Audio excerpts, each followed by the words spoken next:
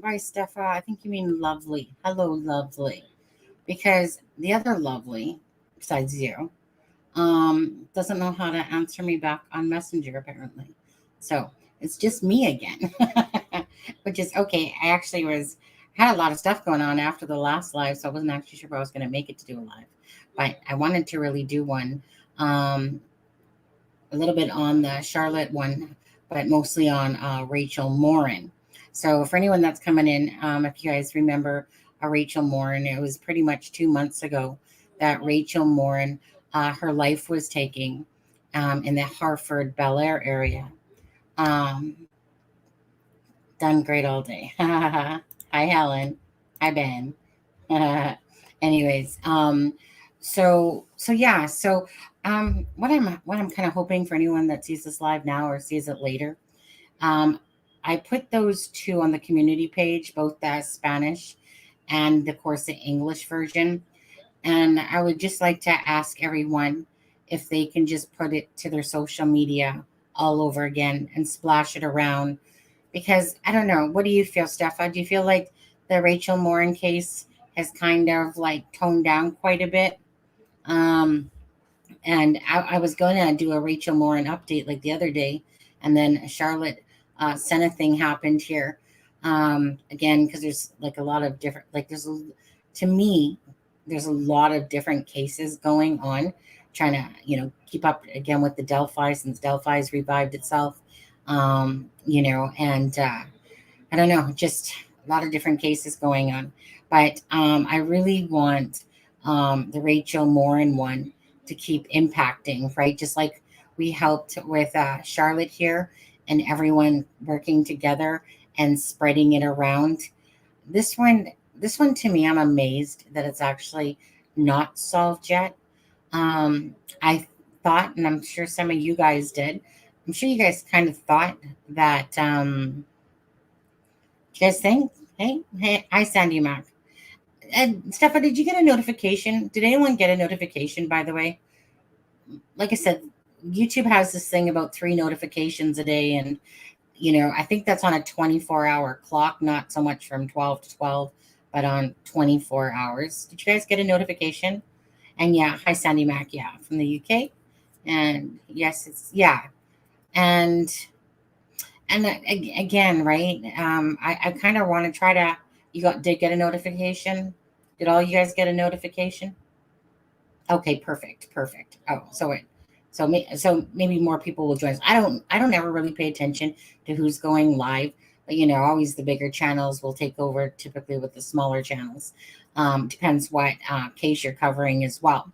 Kind of like Carly Russell one. It was all bang, bang, bang, bang, bang, bang, bang. And although I think Carly Russell, is it in October that I think she has to go to the courts? I want to say that it's sometime near the first couple of weeks of October here is her court dates. Anyways, and then die down. But Rachel Morin's case, it's like it did a lot. And then all of a sudden, it's kind of like, okay, well, pretty much the most you can do with Rachel Morin's case is keep bringing awareness to her case. And, obviously it helps when other creators really can be a very big instigator in keeping things out there. So because news channels and news media now absolutely watches the true crime community world, and if someone's really pushing a case and pushing it, and the web sleuths and stuff like that, the web, are creating a big stir, that can easily create a big stir again, with Rachel Morin. YouTube never misses sending my notifications. And hi, Sharon, how are you? So yeah, I have it here on the, of course, their Facebook page, and Alex, come on, expand. And obviously, this gentleman here, we'll just keep letting that play for a moment. So this gentleman here, obviously, in Los Angeles, had done an assault on this person that lives in this house. So it's been a couple months now. And I said this when this first case was out there, expecting by this point that there would be some sort of sketch or something, and you would think that they would have, say, gone back to this home, talked to the person, and then created a sketch, based on the fact that they have this camera footage, and then created a sketch out of it. This video here is still very interesting to me about how this person's leaving the home. Let's just watch it for a second again. I mean, the person, you don't really know though. Like the person is giving it a good, like look at it, right? Kind of like a good push, but you don't really know. Hold on a second. Come on, play over. Let's go. Oh, no. Cancel. I don't want to watch anything else. I want to watch that. Can you tell me what you heard about the Stephen Smith incident? There's another thing. Okay, there we go. I'm just gonna, 1 second. Sometimes Facebook is annoying. I'm trying to literally find it's ridiculous. Okay, come on. See, it's like I'm scrolling back over here. Can I stop? Can I pause? Okay, I'm going to try to pause it in a better spot, though. Okay, well, let's pause it right there. That's perfect. That's pretty much the best picture that you're going to get. Now, whoever knows this person, that's a pretty good side profile. A pretty good side profile that anyone that thinks that they might know this person that had a haircut similar to this, but they would have gone back to the home, you would think, right? And talked to the person, got a sketch, and put a sketch out by now. So why haven't they done that? Obviously it was clear that they didn't take any video footage, from around the area or anything like that. It was kind of almost like, okay, like this is obviously an intrusion or whatever it is to the home as assault. But that's obviously the Rachel Morin case revived this one because of a DNA match. So I'm curious more or less why there isn't a sketch out there. I heard it was another man pushing the door closed. I don't think that's true at all. The wrist on that person closing the door is not that of a man. If it's anything, it's just, like I said, like it's a female arm. It's a very, I'll call it dainty, more of a dainty arm to that. So I don't believe that myself personally, but we don't know the full story. But there's nowhere that I see a personal man's hand pushing that door. That's like a female arm. How? I don't know. Who said, Sandy? Can you let me know? Because like, by no means does that look like, that doesn't make sense. Where did somebody hear that it's a male that was closing the door? I'd like to know that one. Like, where are you hearing this from? Was there an update? Oh, really? I never heard of that update. Ben? Ben? Do you have a link for that, Ben? I don't recall this at all. Like, I mean, I totally could have obviously missed it. Oh, my husband just sneezed. Where did you guys hear this from? This is the first time hearing of this. In no way does that look like a man's hand if you were just to look at it. So I remember when we were discussing that. I mean, the whole point was that it was like a female. So if it was a man, like, you think that man would be kicking his butt all the way out that door. An update. I don't know. I wish if someone could give me a link for this update, I'd love to hear about that, because I don't know where it was. Like, nothing that I personally listened to or remember listening to. This is like news to me. People saying that, because that's weird. Because if it was a guy closing that door and something really,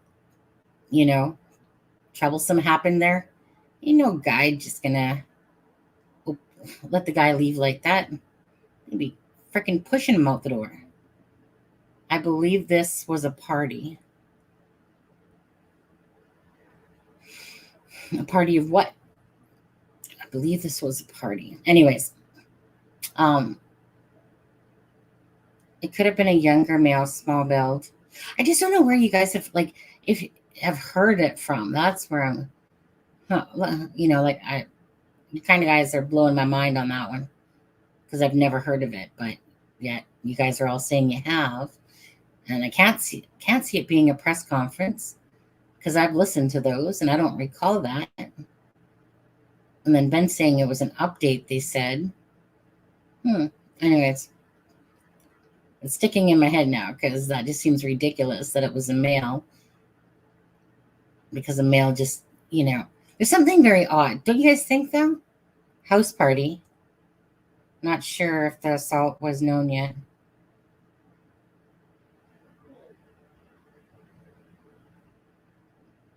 Did they say there was a house party stuff? Not sure if the assault was known yet. Could have maybe.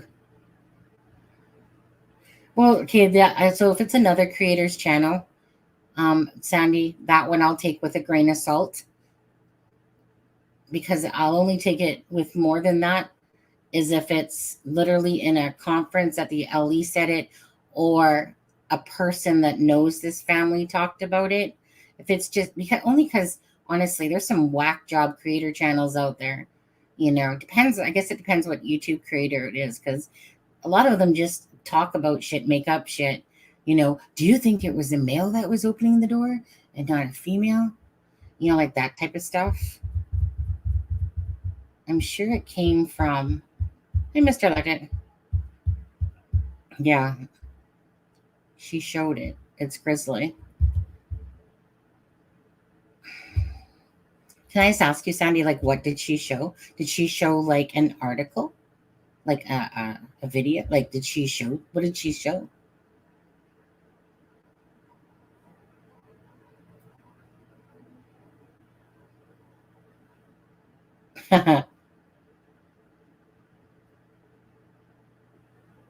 Anyways, this is news to me. I'm going to have to research that one. Yeah. Because Grizzly just put out the wrong freaking person. Nothing against Grizzly, but she did. Like, she literally put out the wrong person that was arrested for Charlotte Senna yesterday. And I woke up this morning to this orange-haired, gruffy person. So that's what I'm talking about. Yeah.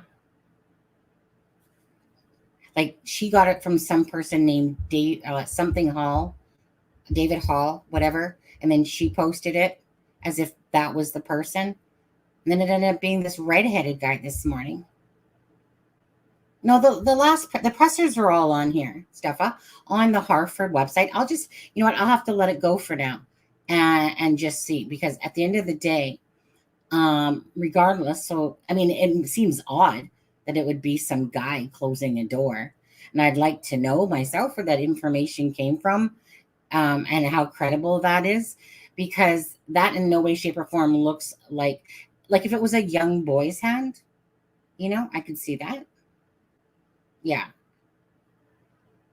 Yeah. So, but when it comes to creators, even myself, that's why I expect people that will watch a live in hopes that we're putting out the best information that we can. Like, I know True Crime Grizzly does, but sometimes we just get it wrong, you know, and so does the press as well, you know. But if I'm listening to it from an LE or a person that was family, you know, and them talking about it and then saying that would make something from me. I just haven't seen anything to say that it's ever been a male hand on that door. Not to say it's not out there, but before, in my head, I can justify that, I actually have to see where that information came from, because it makes a difference to me a little bit, like for my own personal self, because there's nothing to me normal about how this guy is leaving out the door. I think I heard it was AG. Yeah, I definitely go to Anthony Greeno for all my sources. I don't think unless I hear it from law or criminal channels. Yeah, I like I said, I mean, everyone makes mistakes, media, everybody, right? But I'm going to find media more credible, typically, than the channels, because there's a lot of and I'm not including Grizzly in this because she tries to keep her facts straight.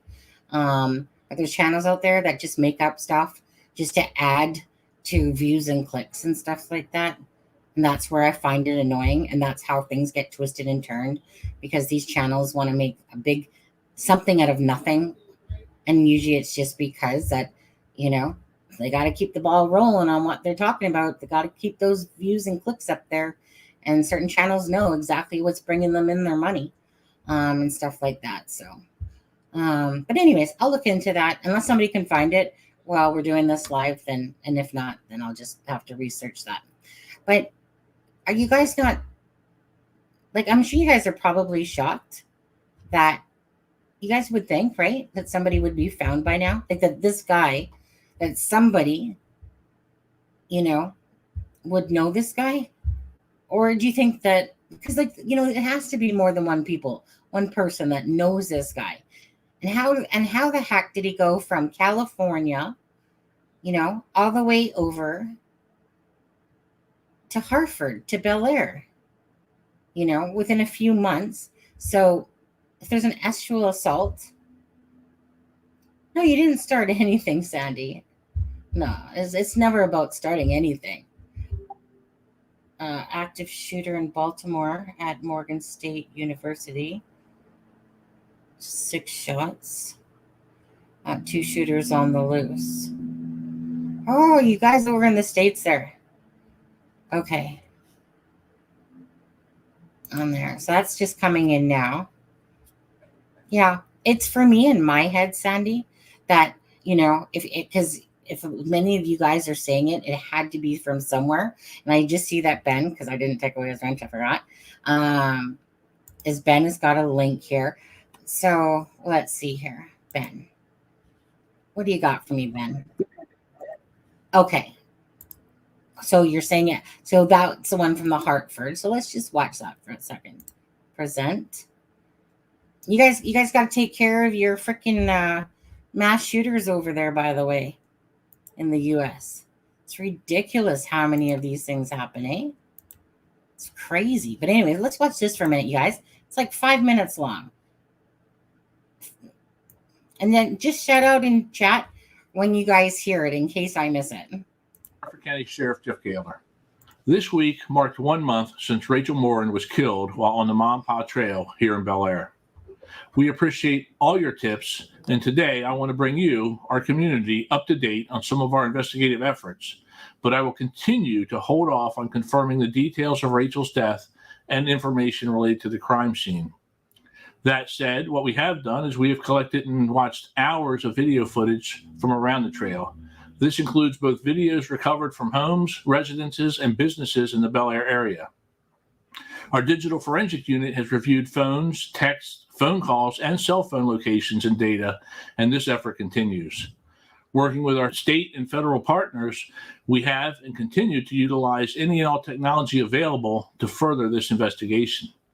We've worked with our local Hispanic nonprofits and businesses and local media who are attempting to help us identify the suspect in this case. Our detectives have traveled across the country and have logged countless hours on interviews. Deputies and investigators have canvassed areas related to Rachel and related to her death multiple times, searching for additional witnesses and evidence. Investigators have reviewed the results of Rachel's autopsy. Our media team has created outreach videos and flyers in English and Spanish. And of course, the biggest break in the case came from DNA evidence collected from the crime scene. This evidence took investigators to Los Angeles, where the matching DNA had been collected at the scene of an earlier home invasion and assault. This was the first time we got a glimpse of the man responsible for Rachel's death in the video and the photograph that we released of the suspect from the video. As to a couple of the questions related to the video that I will answer, no, we do not have a better picture at this time, and that includes that we do not have a video of the suspect entering the home. And what about the arm in the video? I hear this question numerous times a day, and I can tell you we have identified the person connected to the infamous arm that appears in the surveillance footage from Los Angeles. And after speaking with that individual, we are confident that they played no role in the commission of any crime. I know there were many out there who were hopeful when several claims to have identified the suspect were and currently are being circulated on TikTok. We have investigated those claims as well and have found them not to be relevant to the investigation into Rachel's murder. Last week, I told the news reporters that the suspect could be a serial killer. What do I mean? With all we do know about these two crimes, the one... Hold on. 1 second. So they just talked about the arm, and they said nothing about it being male or female. So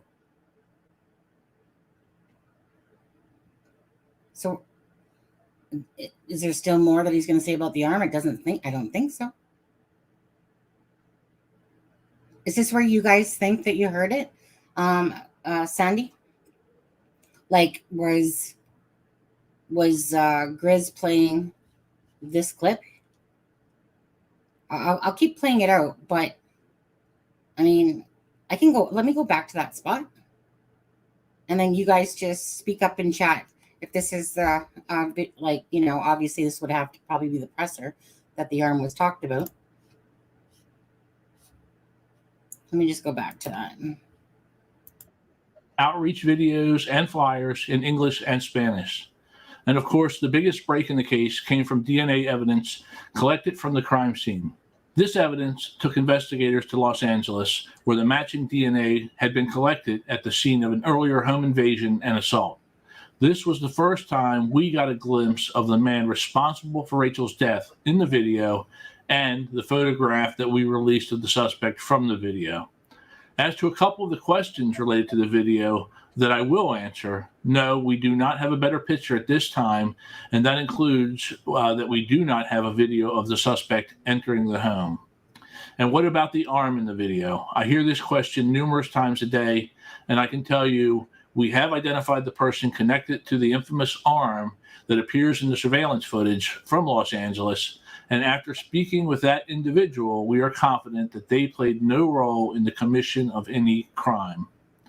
I know there were many out there who were hopeful when several claims to have identified the suspect were, and currently are, being circulated on TikTok.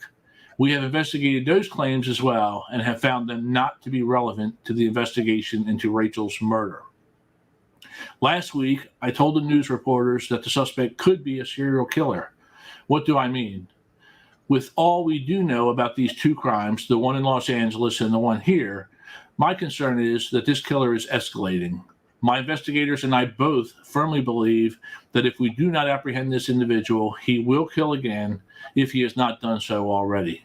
And if given the chance, he certainly could become a serial killer. Until he is in custody, this suspect poses a threat to every community in our country and maybe outside. I have had many questions about how long we will continue to have deputies patrolling the trail.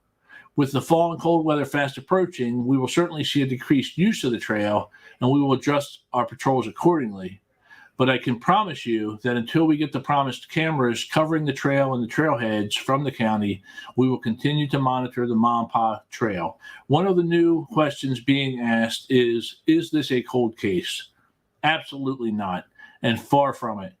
We are still receiving the results of technological and scientific evidence and following up on new leads.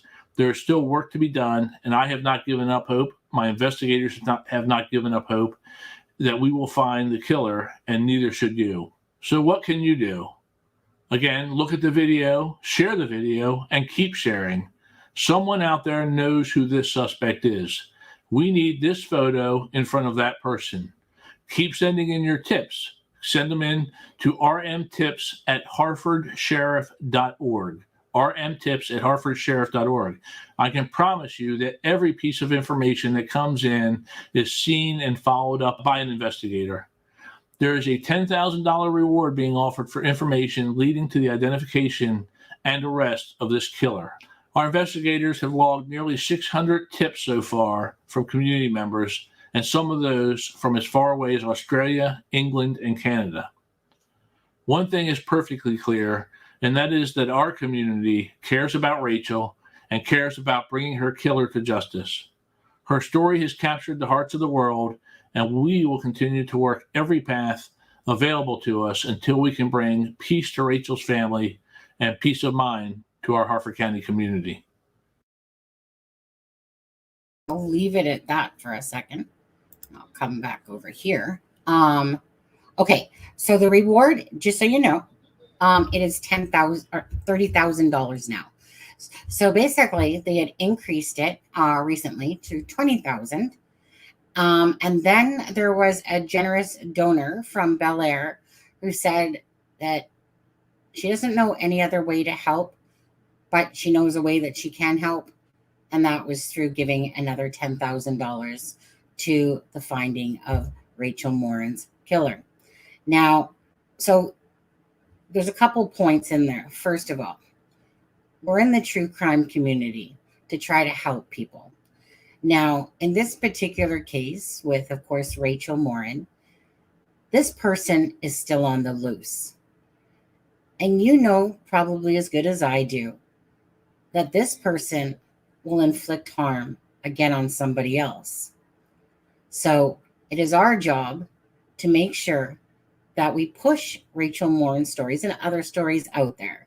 But I'm asking you personally from this channel, if you could please go grab those two things on the community page, both the English and the Spanish, and just spread them again on whatever social media you have, so we can keep pushing Rachel Morin's case into the spotlight, not only for justice for Rachel Morin and whatever incident happened at that home in LA, but also for the future victim of someone that you know is going to become a future victim of this person. He's obviously a very sick, twisted individual who needs to be stopped. So that's my favor that I'm asking for you guys for the Rachel Morin case. I have been, honestly, because of doing other cases. I'm not even gonna lie. Like for a few weeks there, a couple of weeks there, I literally forgot about Rachel Morin's case because the Calvaconte one came up, and then that one was, and then all of a sudden, so it's kind of like even on this channel, Rachel Morin got brushed to the side a little bit because I literally just simply forgot, and I feel badly about that because Rachel Morin's case I've been following since the start, and we just don't want somebody else's life to be taken because of this sick, twisted individual. I'm still here, have a terrible memory, and feel silly for not remembering the source. No, don't feel sorry. It's not your job to do my job. But if a lot of people are saying that they heard it's a male, and if anyone had information, then of course, like Ben just did, thank you, Ben, you try to share it with me. Now, obviously this video was put out strictly as a video by Harvard. So this wasn't a press conference one here. Perhaps in one of the other press conferences, it was a question maybe asked at the end, but in this particular one, this is just simply a video that they put out just to give an update. I mean, and obviously he didn't say whether it was a male or female. So as for Sandy, again, your opinion, and that's always welcome. It's just because of quite a few of you have said that, and I don't know, like I said, if Grizz put out this video and they were talking about it, or like Ben said, if in another follow-up question, that obviously wouldn't have been pertaining to this one because this one was simply a video clip that they put out and not a press conference. I'd be curious about that. I still, personally, when I'm looking at that arm, and I looked at it each time it was being shown, I see female qualities. Doesn't mean it's true, but just because of how thin it kind of comes here, reminds me of more of a female thing, but it could be. But it just like that whole clip doesn't make sense to me. Actually, let me go back to it for a second. Let me just go back to that for a second. But there's a few other things here. Let's go share. My husband's gaming. He's being loud. Okay, so let's see. We'll sit here and play this again. Am I on full screen or just part screen? Let me put it to full screen for a sec, and I'll just play it. Okay, you know what, Facebook? You're ticking me off because I'm Canadian and you're not giving me updates properly. Like, how hard is this, right? Okay, there we go. Let's try this. Come on, just keep playing over and over. See, I don't see him handing over anything myself. Not sure who just said that. I just see someone making an arm gesture, but I think I can try to see what you're trying to see there. Okay, hand gesture. Hand. Okay, like there's the hand right there. If you guys can see that, obviously. Huh. Caught that hand there, didn't I? Can I hit play? Come on, play. See that? Okay, look at perfect. Perfect. Okay. Perfect. Look at that arm. Little thin thing. Isn't it? That's on maximum, right? Yeah. That's no man's arm. Let me put it that way. That is no man's arm.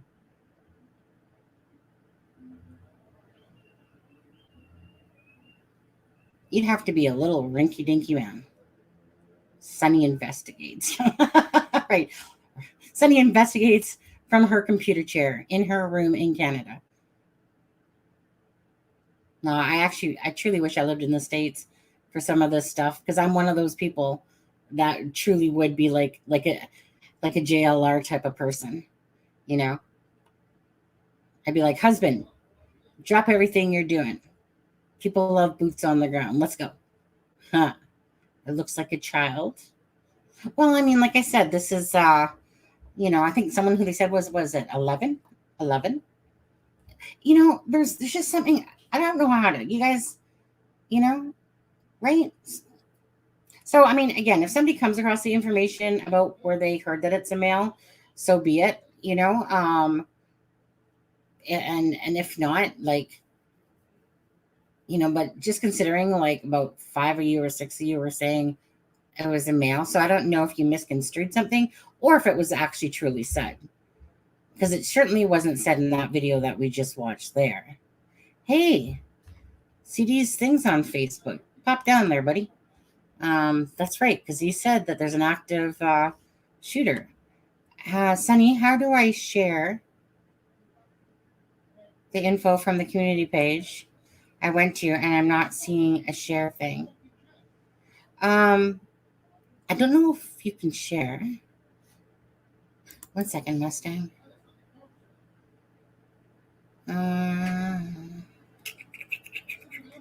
One second. I'm just trying to see your thing. Mustang, how come I'm not seeing your comment? 1 second. What is it today? Everything just so light, Mustang. I don't know that you can share it from there as much as you grab the pictures and screenshot them. If not, just go to the Harford County Police Department Facebook and grab them, or share from there. It could be a juvenile, right? Like, to me, it's either like this victim, but there's something very strange. The person has their shoes, like he has his shoes. If, as you guys can see, hold on, let me go back to that. Let's hit play again. He got his phone there. Okay, see right there in his hand on his left-hand side, is his shoes right there.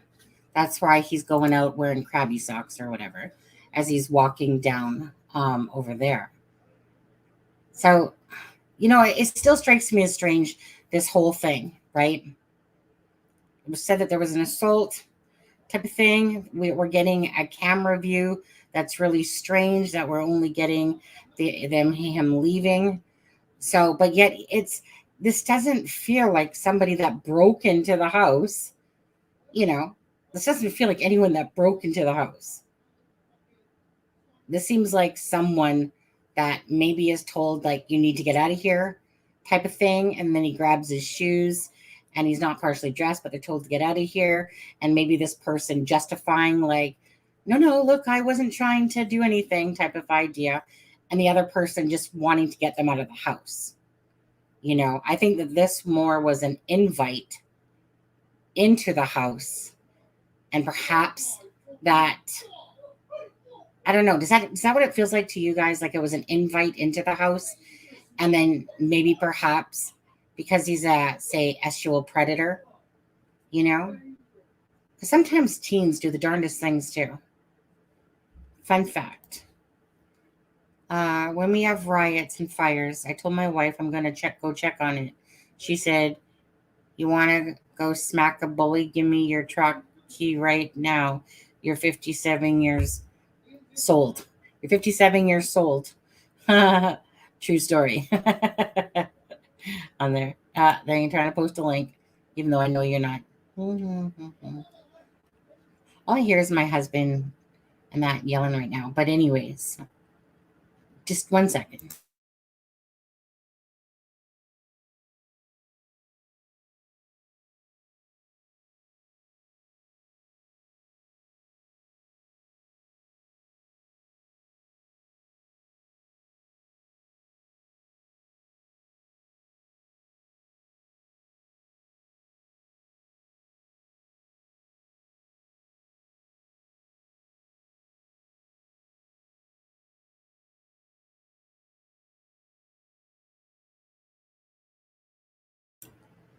Well, that's a pretty good shot I grabbed right there, to be honest with you. When I see it on my screen versus what you're probably looking at, like I said, you can see the whole cell phone thing lit up right there. We have both ships and share them on Facebook. I don't have Twitter. No, just whatever you can send them. If you have Instagram, if you do TikTok, if you do Facebook, and have you, or you're a channel creator, he's going to get the Bionic smackdown. Okay. So the bottom line is this, is that, so during this time, right. And I agree that, either genealogy. Okay. So because they have his DNA, I don't know how long genealogy takes, but genealogy is going to attach him. Or definitely, I think this was, I'd watched Surviving the Survivor, but we had talked about this stuff before. Or what do they want to call it? Geofencing, with the cell phone data.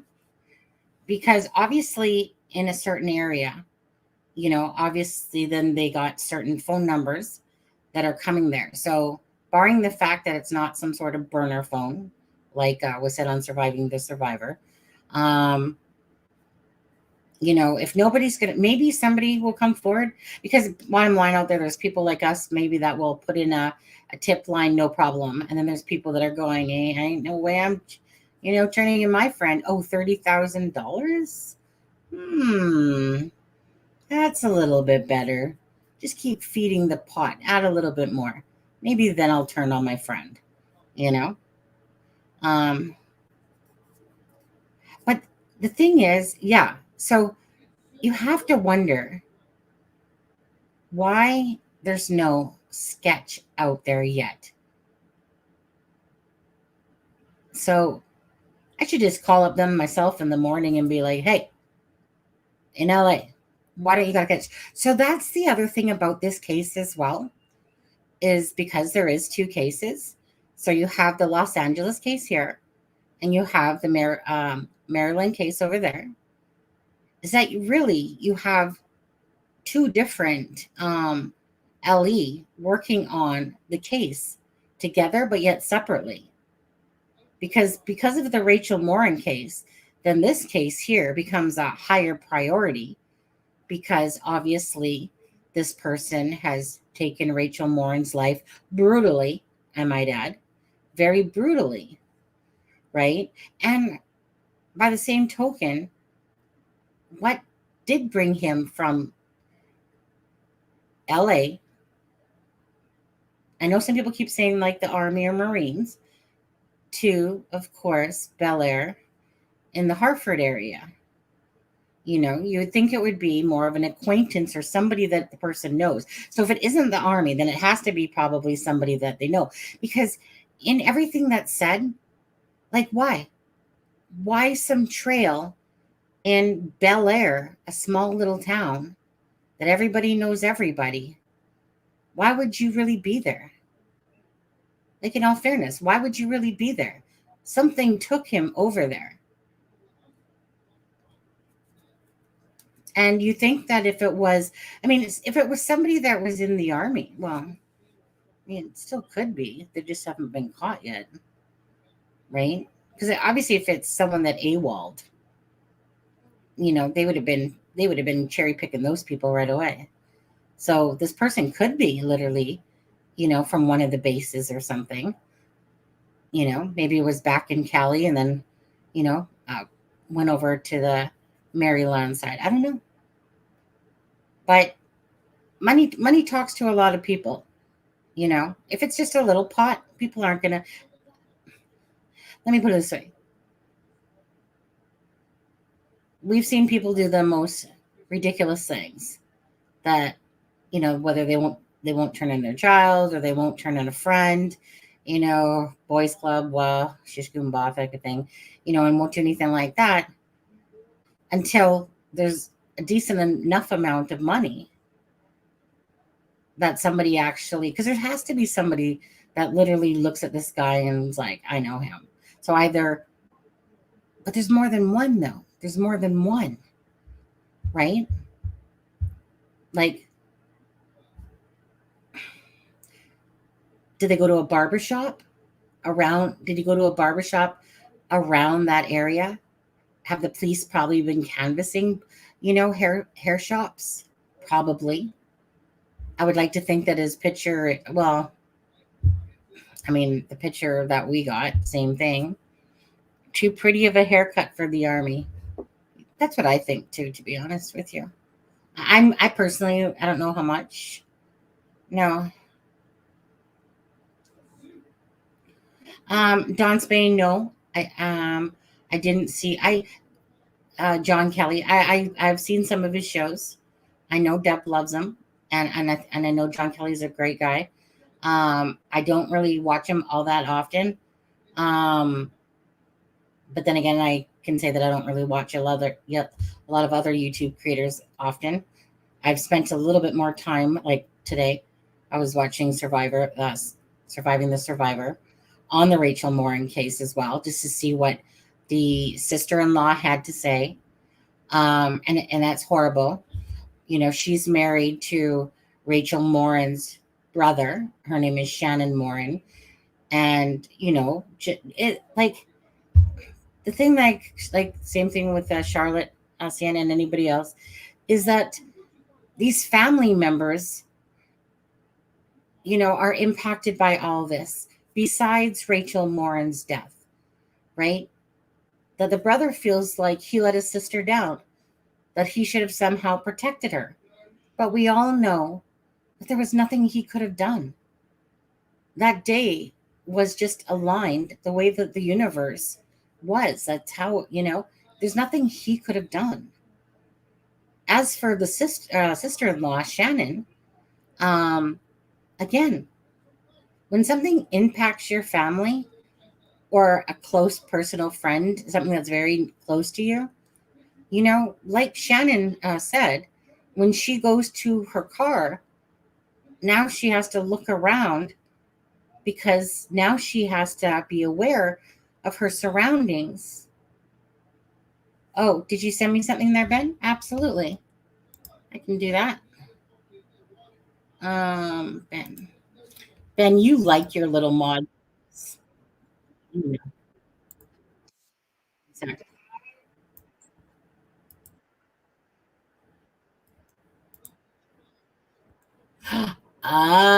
Okay. Thank you, Ben. I wonder if this is the news clip. When is this news clip from? 1 second, Ben. Ben, if I haven't told you I love you very much lately, I love you. You're so great. You're very much on top of the ball when it comes to links and stuff like that. Hold on. It says, yeah. You know what, Ben? I think I was literally going to end up playing this clip because it was a week ago and I was like Rachel Morin, but I actually didn't watch it. So I think this is the actual one that I was going to play anyway tonight. Ooh, what a treat here. Let's do it. Thank you, Ben. Okay, guys. Let's listen to about the man with the arm. Okay, let's do this. Okay. That detectives have identified and spoken to the man that arm belongs to. Again, that is a big development considering we knew nothing. So first of all, before we keep watching this more, let's see here. I can definitely say hold on. Where'd you go? Sandy Mac, you were right. I'm sorry I ever questioned you. No, thank you guys. Thank you guys for doing this. Ben, thank you so much. Because again, this came out a week ago. So that's where you guys obviously heard it. I hadn't heard any of this stuff yet. I was literally, I believe, going to play this one because I looked and I was like, Rachel Morin update. So it's funny that ended up being the one. But anyways, so thank you guys very much for helping me to see that this is a man's arm. I mean, you got to fool me with that little darn arm. But let's listen to it. And again, thanks, Ben. About who that arm belonged to. We can also confirm that the reason detectives went to Chicago, we now know they went to Chicago to interview a person connected to the same home invasion assault case, They are not saying if that person was a suspect, just connected. They're not saying if the person they went to Chicago to interview is the person whose arm that is. We're going to try to get to the bottom of it with the sheriff in just a second. Also tonight, Rachel Morin's family is far from backing down on their fight for answers and justice. I mean, can you blame them? It's so awful. The family and their attorney have now given us permission to announce exclusively on the show that they are doubling the reward from $10,000 to $20,000 for information leading to a conviction of the person responsible for Rachel's murder. We can also report the Spanish language digital campaign the Morin family launched last week has reached over 81,000 people as of this morning. More than 30 ads were posted online in Spanish with the suspect photo after investigators said that they believe the suspect is Hispanic, and that is helping. There are new tips coming in because the family did that. It feels like all this work is finally getting us closer to a killer. Harford County Sheriff Jeff Gaylor is joining me live now. Sheriff, I mean, amazing work. I knew you guys were going to start making progress on this. We knew we just had to wait. I first want to ask you about that arm, because I noticed the arm from the beginning. What can you tell us about who that person is, how you were able to identify that person? Sure, Brian. And again, thanks for having us on tonight. And again, the opportunity to send this message. We're still looking for this suspect, and any opportunity we have to go national and share this, because we don't know where this guy's laying his head at night. You know, we need people to look at that video, look at that picture, and help us identify him. But indeed, you know, from the beginning, when we had the video, a lot of questions came in about who's closing the door, whose arm is that. And I actually misspoke. I believed it was a female's arm who was in the victim of the assault there. It's actually a male's arm, and investigators had it right. I just had it wrong in one of the earlier interviews. But it is a male's arm, and when our investigators were in Los Angeles, they interviewed many people in reference to what happened out there and tied back to our case. And we were able to speak to that individual as well. And he is not in any way tied to the case as a suspect at all. But he also was not able to provide us an identity of that suspect. So was there a female victim and also a male victim in the assault?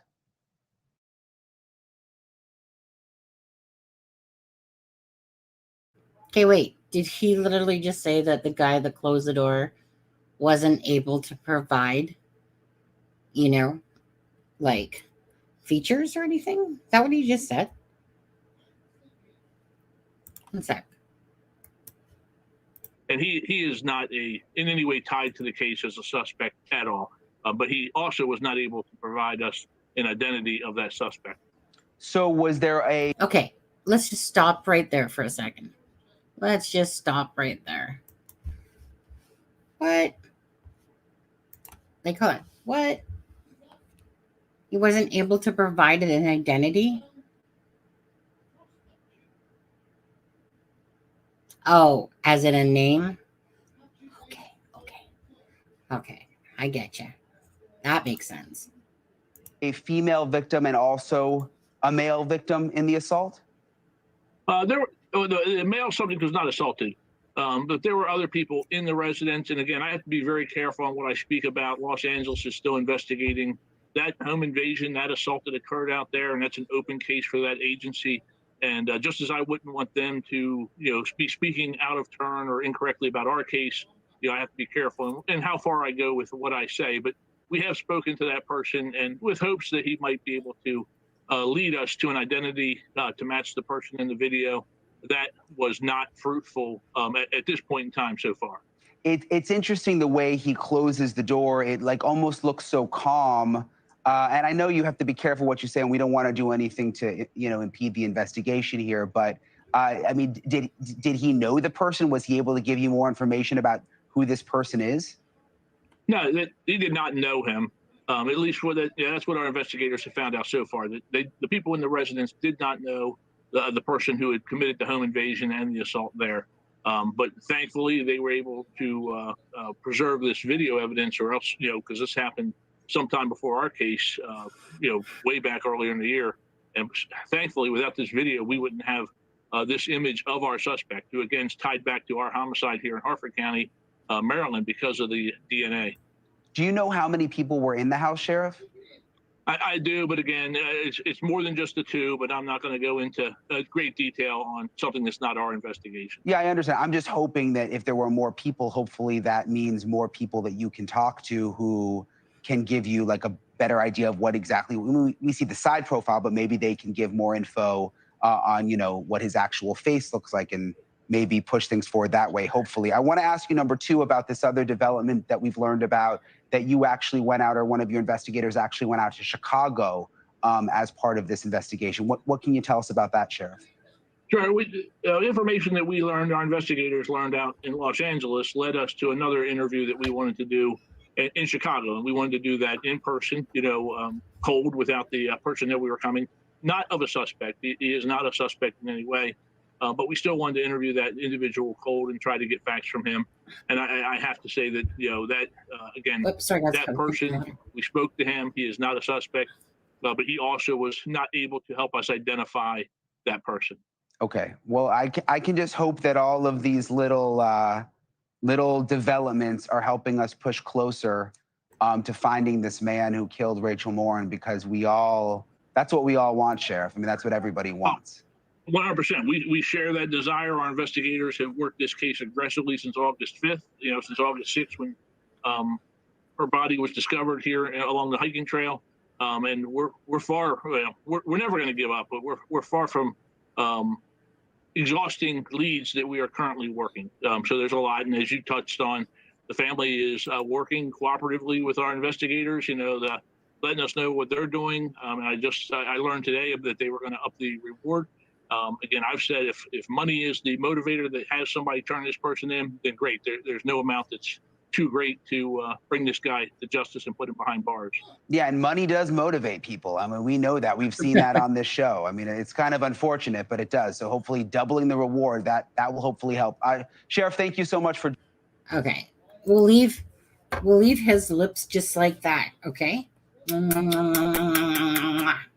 leave his lips like that. I like Brian Enton. He's a good man. He's a good man. So someone like Brian Enton, this is a pure example of when you look through somebody and you can see who they are as a person. This is somebody that actually cares beyond his job. You know, yes, they need to get out the stories, and we know News Nation is big first, like that. But this is somebody that you look at and you don't feel like they're trying to sell you their bull crap of how much they care, that this person actually cares. That's why I really like Brian Enton. He comes off as just genuine and nice and really caring. Then that's why the difference to me between when somebody's reporting and it's just a story to them, you know, kind of like in the Delphi murders, you know, when Susan Hendricks went in there, it was just a story that she was covering. And then after talking to Becky and everybody else, you know, then she became Kelsey, she became attached to it. And then it became, you know, like I said, then she became basically enthralled in the case. And she took a personal, you know, attachment to it because of actually meeting the families, talking to them, etc., etc. He looks like a Schnauzer puppy. Okay, so like I said, I have to laugh because I actually had this interview up, Ben, and you know, the rest of y'all, Helen, and God, why is your name not sticking in my head, Sandy? I don't know why. It's the Mac thing at the end of it that's throwing me off each time. But anyways, so yeah, because I literally was looking around for Rachel Morin updates, just to see, and then I saw this one. And you guys know me, a lot of times I'm just generic and I'm listening to it with you at the same time that you're hearing it as well. But I seen this one 7 days ago. And so I thought, okay, I'll play this one and see what News Nation is saying. So it would have come about eventually. But I'm so glad that we learned that, because in no way, shape, or form. So that's where we heard it from. When this guy kept putting it out that it was a female arm that was at the thing. And then he put it out there wrong. But in fact, it was a male. It sounds definitely. So I wonder really how old this young person was. I don't know. You know, I don't know. Because didn't they say she was like, did they say she was 11? And he reminds me of Grady Judd. all we're missing. Did you hear what I said? LOL. He reminds me of I love Grady. I think he should be in every single freaking state and province and over here and stuff like that. Middle finger. Bot fix your AI. Hey, Mr. Lucker, quit posting links. Yeah, learn to put your dots where they belong. But so yeah, so I mean, this gives me a little bit more hope here. But it's kind of funny that unless they're holding something back, because this is an LA case, but you know, it sounds like there was more than just a few people there, you know. Like nobody, let me put it this way. Nobody leaves, and sounds like there was perhaps a little get together. But nobody leaves a home that way.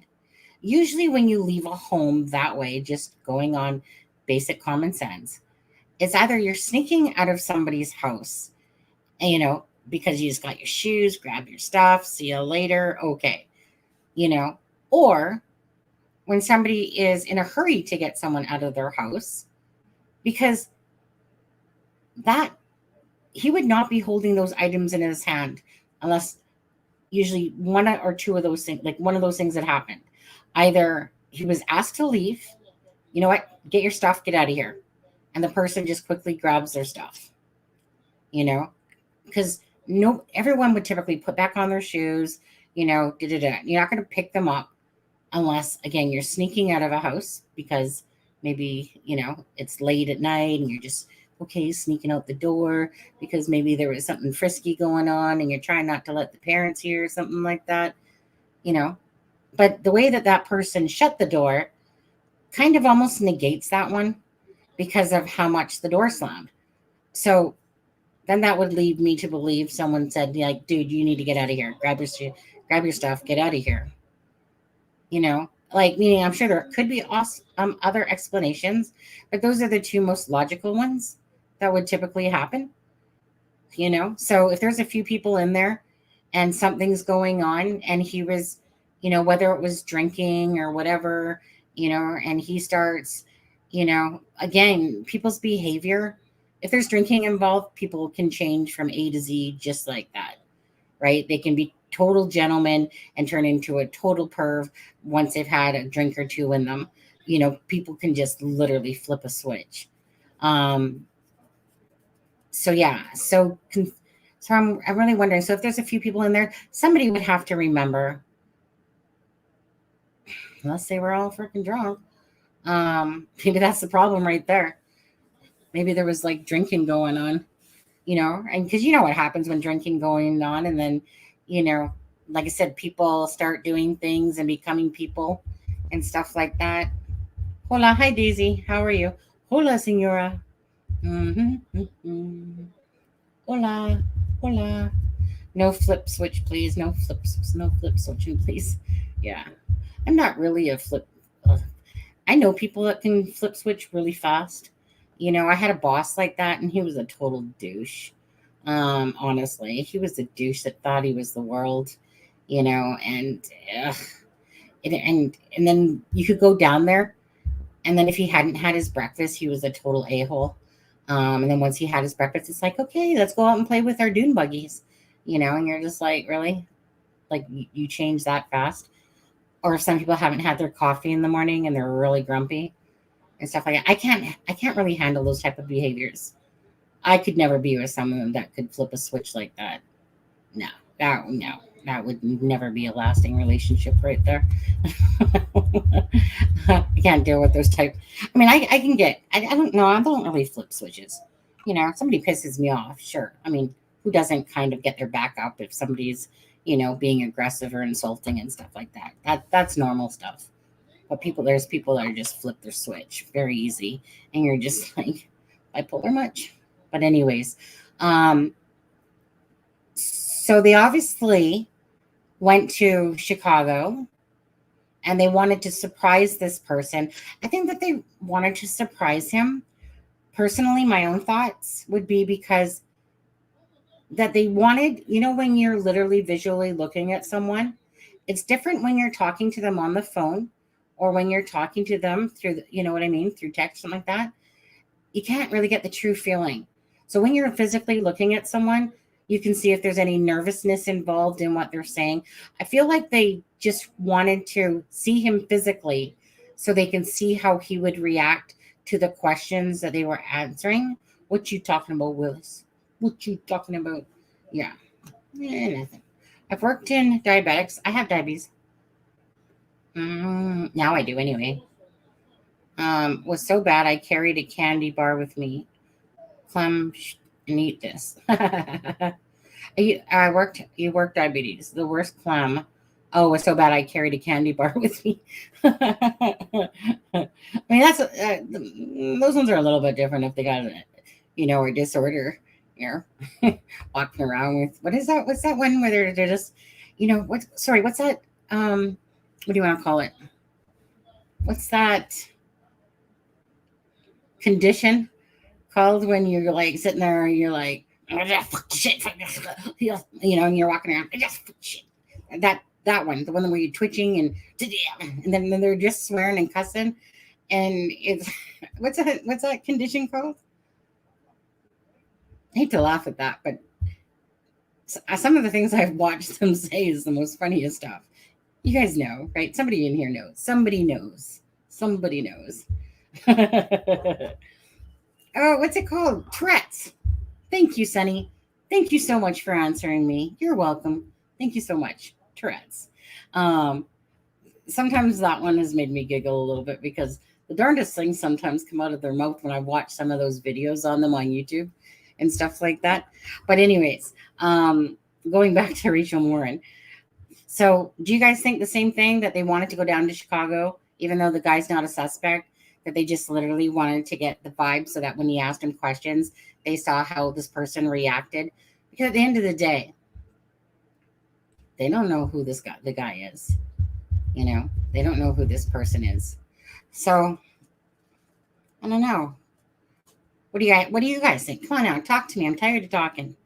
You guys talk to me. Ask me questions. What do you guys think? What do you think will solve this case? Think it will be cellular data? You think it will be what is it?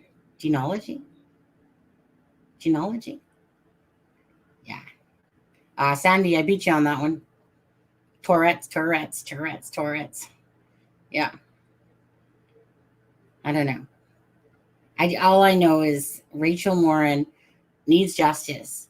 This person needs to get caught. Somebody knows that profile, and somebody ain't telling. So let's see if $30,000. I want to put a couple extra holes in him. Absolutely. Yeah, absolutely. Anyway, that was a really good piece right there. So let's go back to him on here. And oh yeah, there's that phone. Like I said, I mean, that phone is standing out. So weird how it's just because depending on how you catch a picture, because the way this looks, it's like it's at the back of his hand when really it's in his pocket and it's like lit up. But the way it looks there is that it actually looks like. Who's leaving? Oh, good night, Sandy. Sandy, just admit that you were so wrong about it being a male hand before you go to bed. I'll expect that apology in 1 second. No. No. Thank you so much. So that's, like I said, I know we would have found it out later because that was a clip I was going to play. But thank you so much, Ben, for, sending it to me and finding it. Because obviously I hadn't watched that News Nation one yet. So obviously that's why I was clueless to that information. And I will have to go back and listen to, I guess, John Kelly. And I have Tourette's, so I've been told a million times. When I see that way you spell Tourette's, I keep thinking of roulette for some reason on there. I don't know why. Gambling addiction or something. But who's this? What's the name of this person? You guys, I have to go to the bathroom. Shit. Okay, I gotta go to the washroom. But tell me if you guys know the name of the person that they're talking about that was about the model thing. And I'll be right back.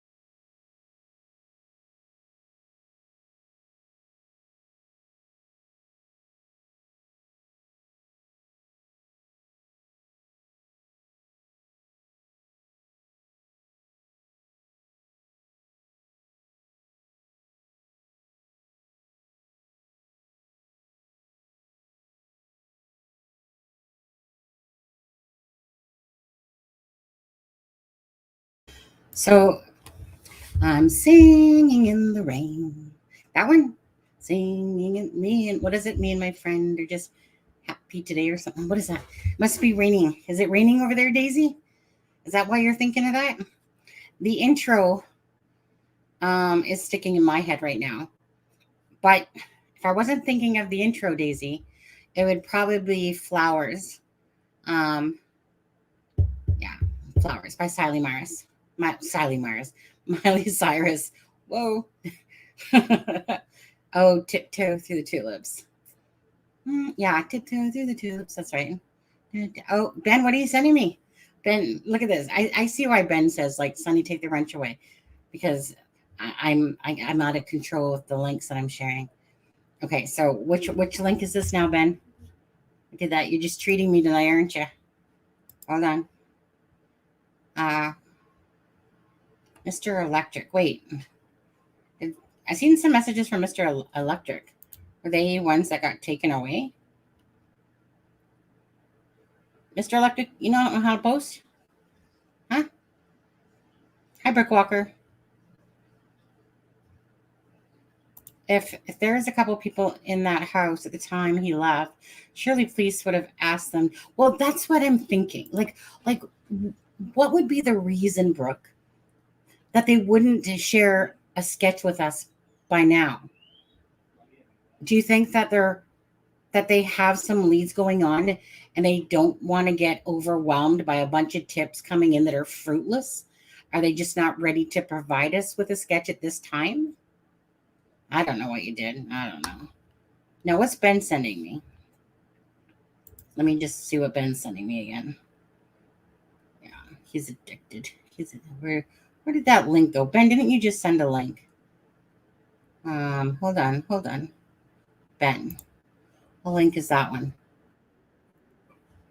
Oh, look at that. Ben's on the ball. Ben listens to me. Ben loves me. He listens to me. He sent me a clip of that model that we were talking about. Oh, thank you, Ben. My lighting. I really got to change my lighting around. This thing sucks. Nothing worse when I'm like full blown at you guys and there's freaking lightings going on. Whatever. Okay. Thank you, Ben. So let's listen to this. 3 minutes. Anyone with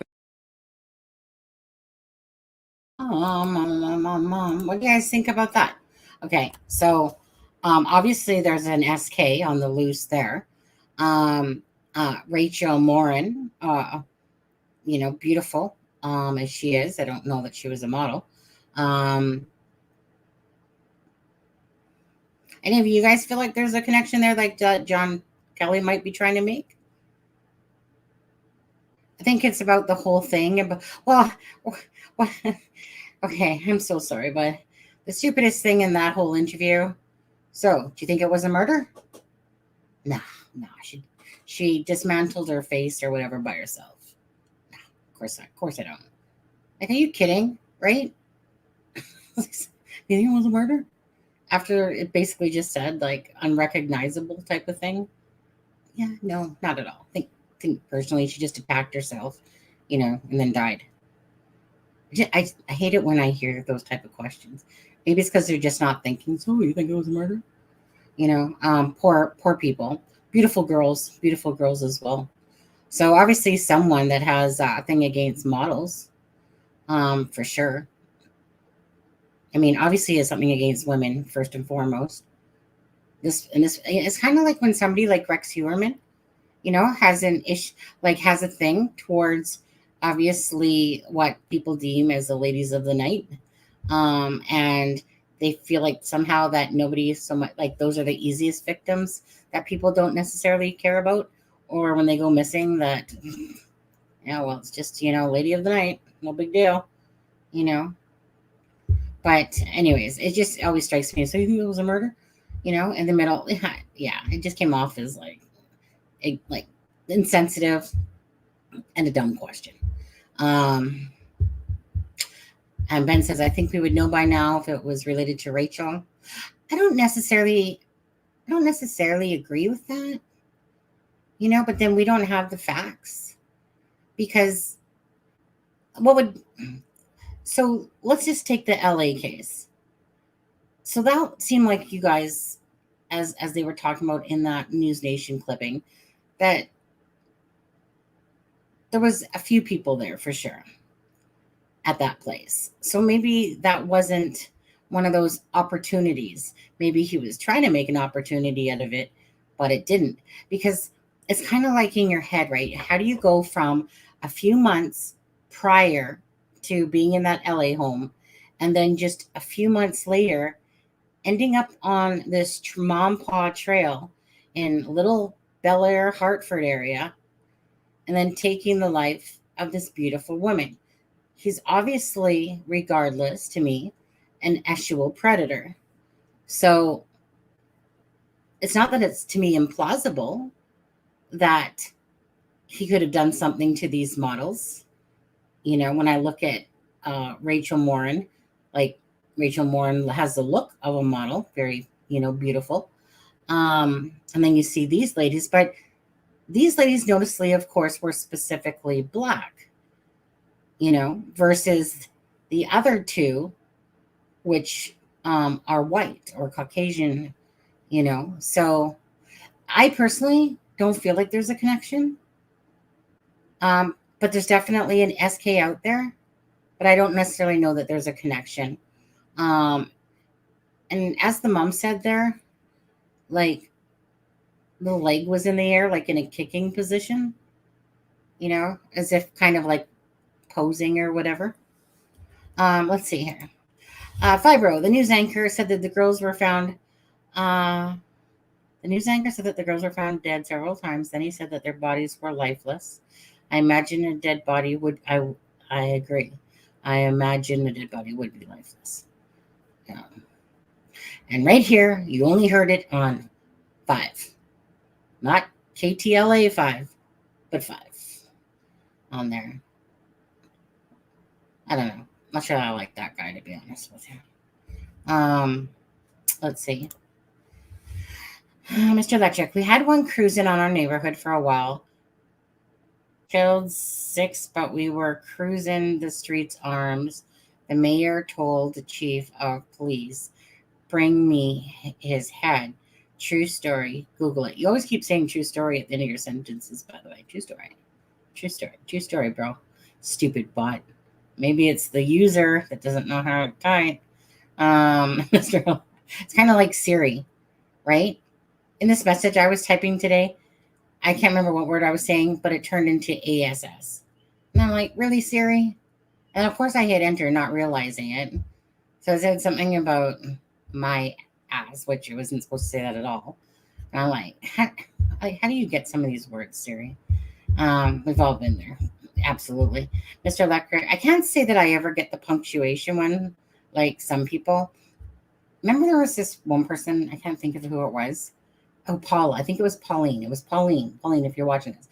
Pauline kept doing something, and she kept getting the refrain, please refrain from posting links. And throughout the live, we kept trying to explain to Pauline, there's something in your punctuation that you're doing that's creating it to do that. Well, it didn't matter how many times we said that on the live. It got to the point where she actually got upset, like meaning frustrated, and she literally left because she was, because no matter what she was trying to post, it just kept saying that. and then I think Pauline came back saying, okay, I think I understood what happened now, or what's going on. But yeah, I know, like Streamlabs is really good in its ways, but it can be frustrating as well. So did any of you guys feel like these two teachers, like just for the 20 people that are in here, and don't all, of course, talk at once or put down your answer at once, but playing the keyboard. Does anyone at all feel a connection to Rachel Morin's case, to the two cases, the two that they just showed there? Anybody? True story, bro? True story, Mr. Electric? Sometimes you know what? So there's this game that I met my husband on, which was called RuneScape. And there was in the hunting part of the game, there's these things called, eclectics, right? And so whenever I keep looking at your name, although I know it says electric, I keep wanting to tongue twist and say eclectic. True story. True story. Okay. Hi, Fibro. I missed your hello. Good to see you. Lacey, I'm so sorry. See, Lacey came in with a pretense. She was like, oh, it's a Criming Shane's live. Oh, shit. It's just Sunny. And then next she's going to be like, do you know where Aspen is tonight? And I'm going to be like, yeah, avoiding me, obviously, because I know what his answer is going to be. And either he's watching the live secretly, or secondly, he's going to blame it on sleep. Somehow I hear this. Oh, yeah, man, I just fell asleep. Just woke up now. Oh, the live's over? Okay. That's what I foresee. I foresee the sleep angle. Not feeling it. Yeah. Not feeling it either. Not really. I mean, but because there are two different nationalities on each side of that, I feel like someone has an issue with Black women, perhaps, and models. And then there's this guy, Rachel Morin's case. And I don't feel like he had the opportunity to do something at this point, but only a few months later he does. So chances are he has done this before. Does he have a recline? Wait, hi, Sharon. How was did your appointment go today? Ooh, was it today, Sharon? And does he have a recliner? Wait, does Sue have a recliner? I feel like something went over my head all of a sudden now that I said, or somebody said, recliner. Mr. Electric or Mr. Eclectic? Well, fun fact. We know that Tom Webster has a recliner. Just saying. Fun fact. We've seen it. Oh, Adam. No, I don't think so. Well, I mean, he does stay at his parents', part-time during the week there. So they could very much have a recliner, to be honest with you. Usually you'll find those in like the older folks' home still. I love recliners. Recliners are really nice, actually, but I know. Okay, so let's see here. Well, first of all, let's, Ben, I appreciate you're on the ball and helping me. Honestly, you have no idea. I'm not taking away your freaking wrench anymore. You can keep it, hold on to it, savor it. Okay, just listen to me. I'm bossing you around here. Just keep it. Too bad. Don't talk back to me. All right. That way, because you're always on the ball with links and stuff like that. So if you use that wrench for anything, just use it to send me links. That's it. So you don't have to do anything else. Okay. All right. Thank you for agreeing. So, but not near my computer. Recliners. Listen, all somewhere on our recliner thing. Huh?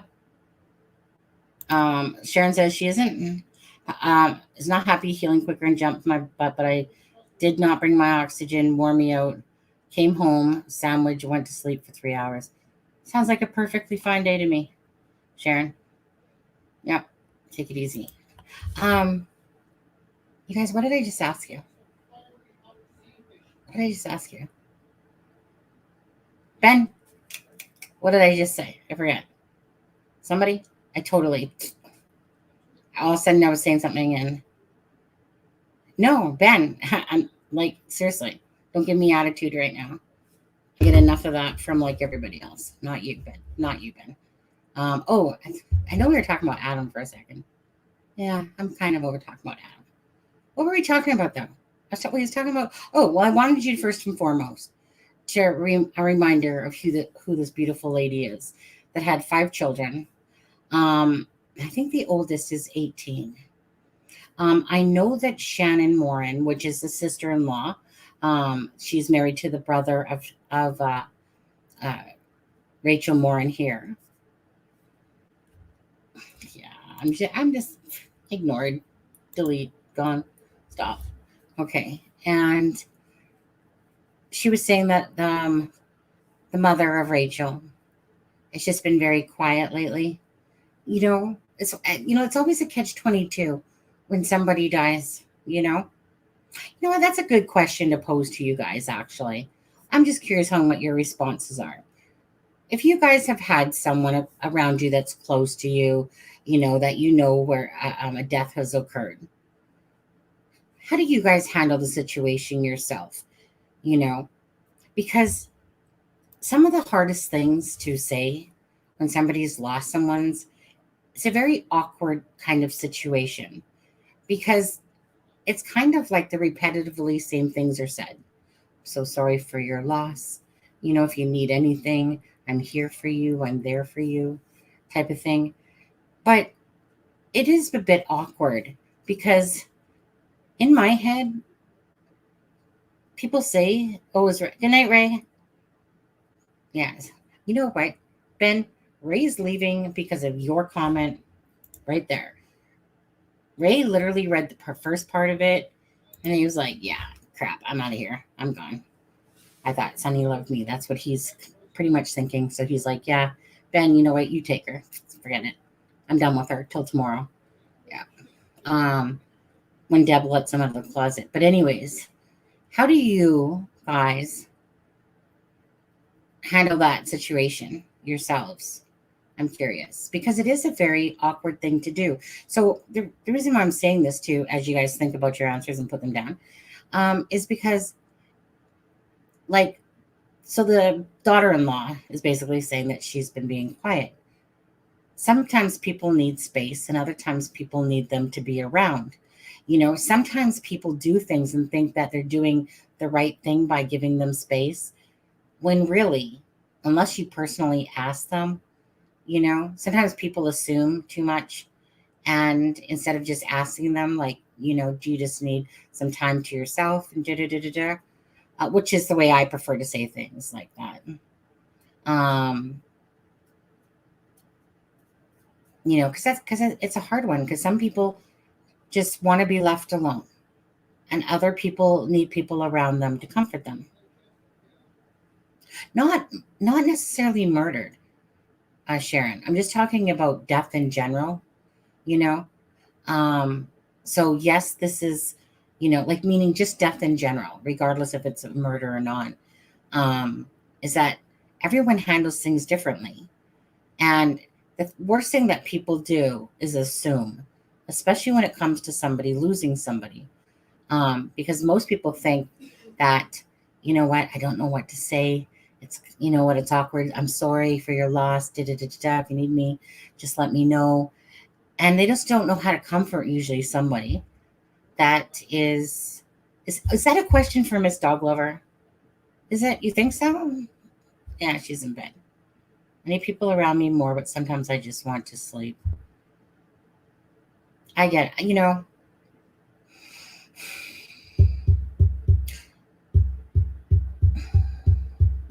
When I'm stressed,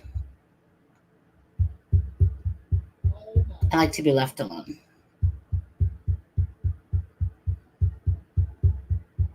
I just need to be alone with my own thoughts. And then when I'm ready to come back to talk to people, I will.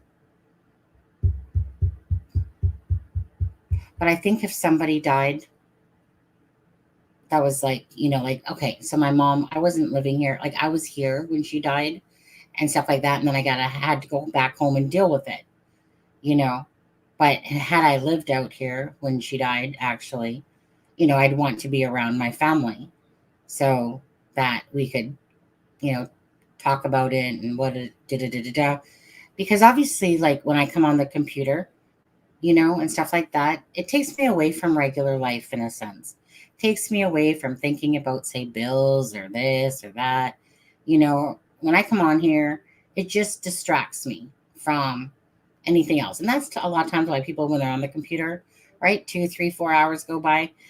For me, like I said, I can be a recluse and I can come out and talk and be fine. It just depends what actually I'm going through in my life at the time. Depends on if I decide to be a recluse or not. Sometimes when you feel like the world is just shitting on you, I literally, usually want to have nothing to do with nobody besides sulk to myself with my iPad and the bed. And that's pretty much it. It doesn't happen often, but sometimes I just need space from people as well. But when somebody dies, it's such an awkward thing because you really just don't there's nothing you can say to take away their pain, to take away the hurt, especially in a case where somebody's life has been taken. There's just nothing you can really say because there's nothing that's going to make that person feel better. That's why it becomes awkward because what do you say? Some people like to talk about it and some people just can't. They're not ready for it or they're more private.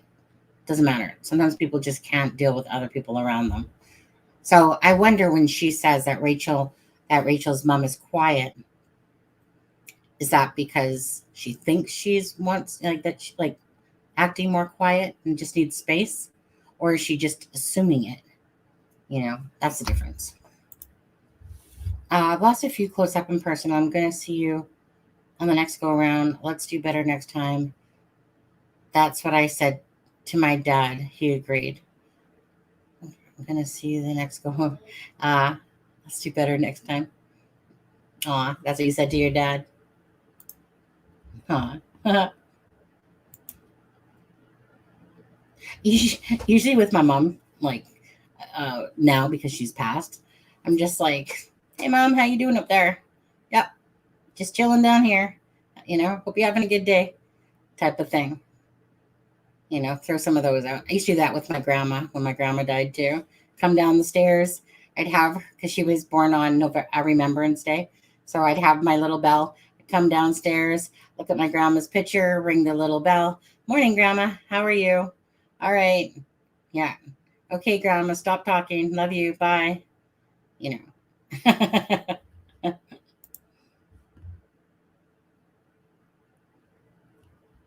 So they don't feel like, I know. See, that would be me too.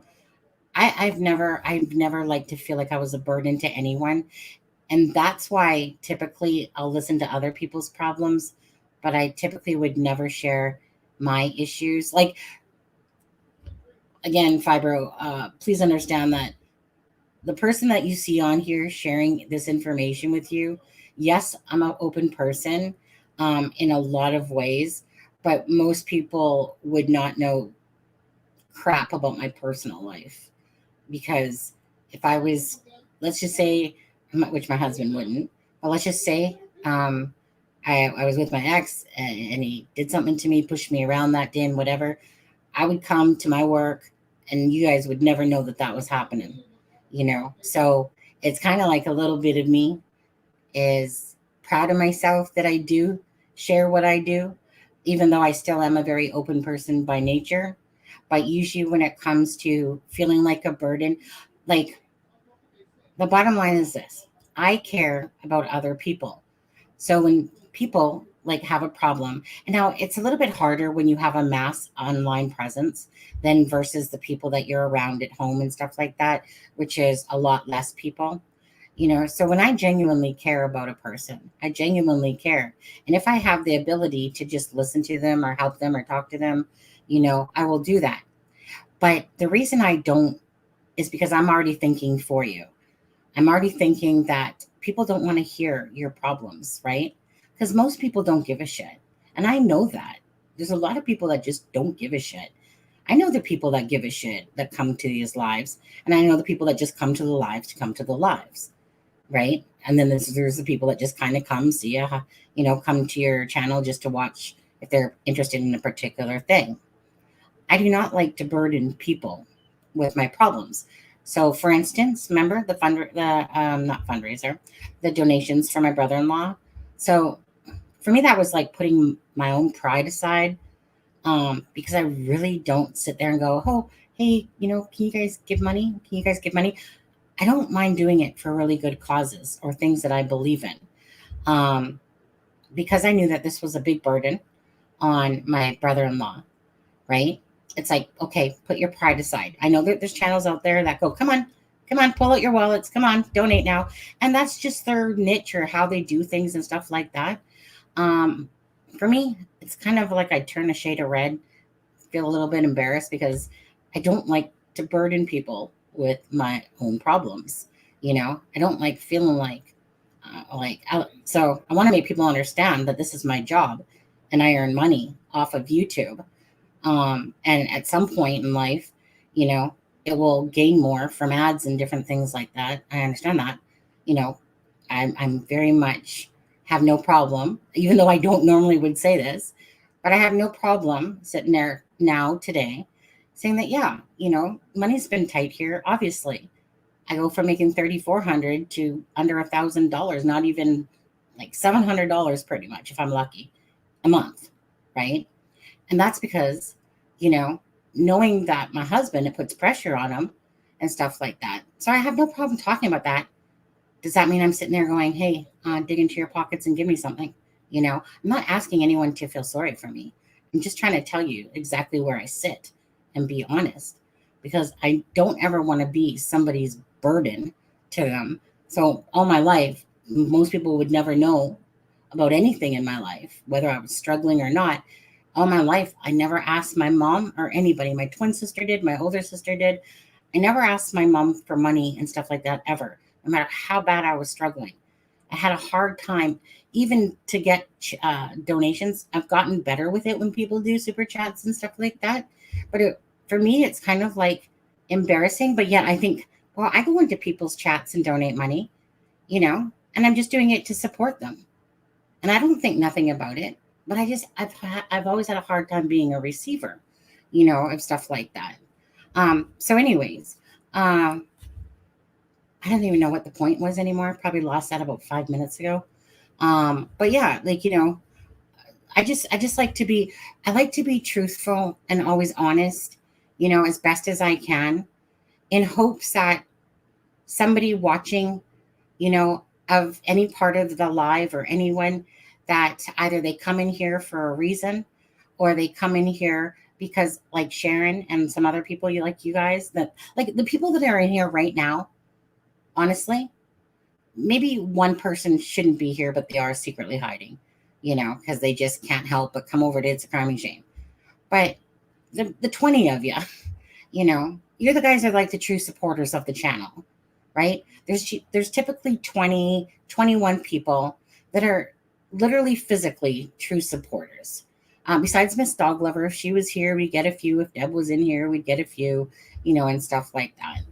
And those, like I said, so it's you guys that really stick out to me, because no matter what, you guys, doesn't matter if the live is maybe crappy that night, you come in here because you just like coming into the channel because it feels like it's family and stuff like that. Oh, there she freaking goes.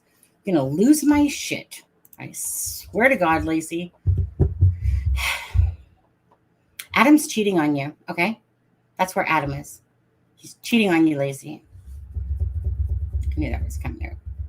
I only lost my mother 4 months ago, and I just wanted to be myself in nature, sitting beside the channel. And that's right, yeah. And just wanted a nice warm hug. That's how I see it too. That's very sweet, Helen. I'm sorry about your mother, obviously. I totally understand. Your mother's your mother, Your mother's your mother. And it's a very significant, whatever you want to call it, impact on your life, when you lose your parent. Because that there's a circle of life, right? And then, like I said, you lose your mother. And right, you just need something to take your mind off it, to calm and, again, look for just whatever your comfort is. Maybe it's a cup of hot cocoa. Maybe it's a cup of hot sunny. That's what I feel like happened to you, right, Helen? On there. But yeah, but again, sorry for the loss of your mother. Absolutely understand. It's your mother. I go sit on a screen room by my pool and talk to the cardinals. Yeah, I actually knew that those were birds. My dad loved birds, so I talk to them like they are my parents. Aw, that's so sweet. Isn't it? Yeah, everyone has their thing, right? Ben, don't worry. Sharon, that's beautiful. Yeah. Ben, isn't that what you do, right? when I'm not on the live, you go sit outside, look at little birdies going, oh, little tweet, tweet, tweet, Sunny. I'm amazed I'm not even following her on Twitter because it's called X now. So, but isn't that kind of what you do? Look at the doves, look at the beautiful butterflies or whatever, the flowers, Sunny. I just don't know how I go on a day without her doing a live. See, and I just go, what am I going to do today? All right, I'm going to hold my iPad down because that's a lot of work in itself. Just kidding, Ben. Oh, but we even have hummingbirds to watch. See? It's like a bird sanctuary out here. I love listening to the little birds, especially on a sunny day. When you get up and the little birds are chirping along, or you're camping and the little birds are chirping along. There's sometimes that they get a little bit loud.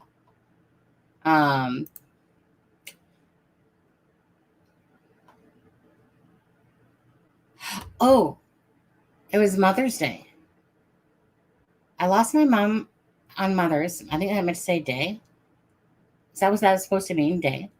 At this year also. Oh, wait. I lost my mom on Mother's Day. Is that supposed to say day in there? At this year also. It was so 4 months ago would have been Mother's Day, right? April, May, June? No, that wouldn't have been 4 months ago. Lost my mom on Mother's Day at this year. Also, it was my sister's birthday when she passed. Oh, that's so sorry. Yeah. Those are hard ones. I'm not gonna lie. Those ones are hard. When it lands on a day, that's another significant day. Yeah.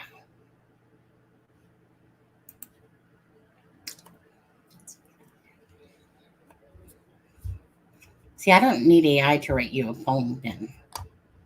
In fact, I wrote a poem with pretty much those words in it a long time ago. I kind of like that, Ben. If you could just rhyme those words all together.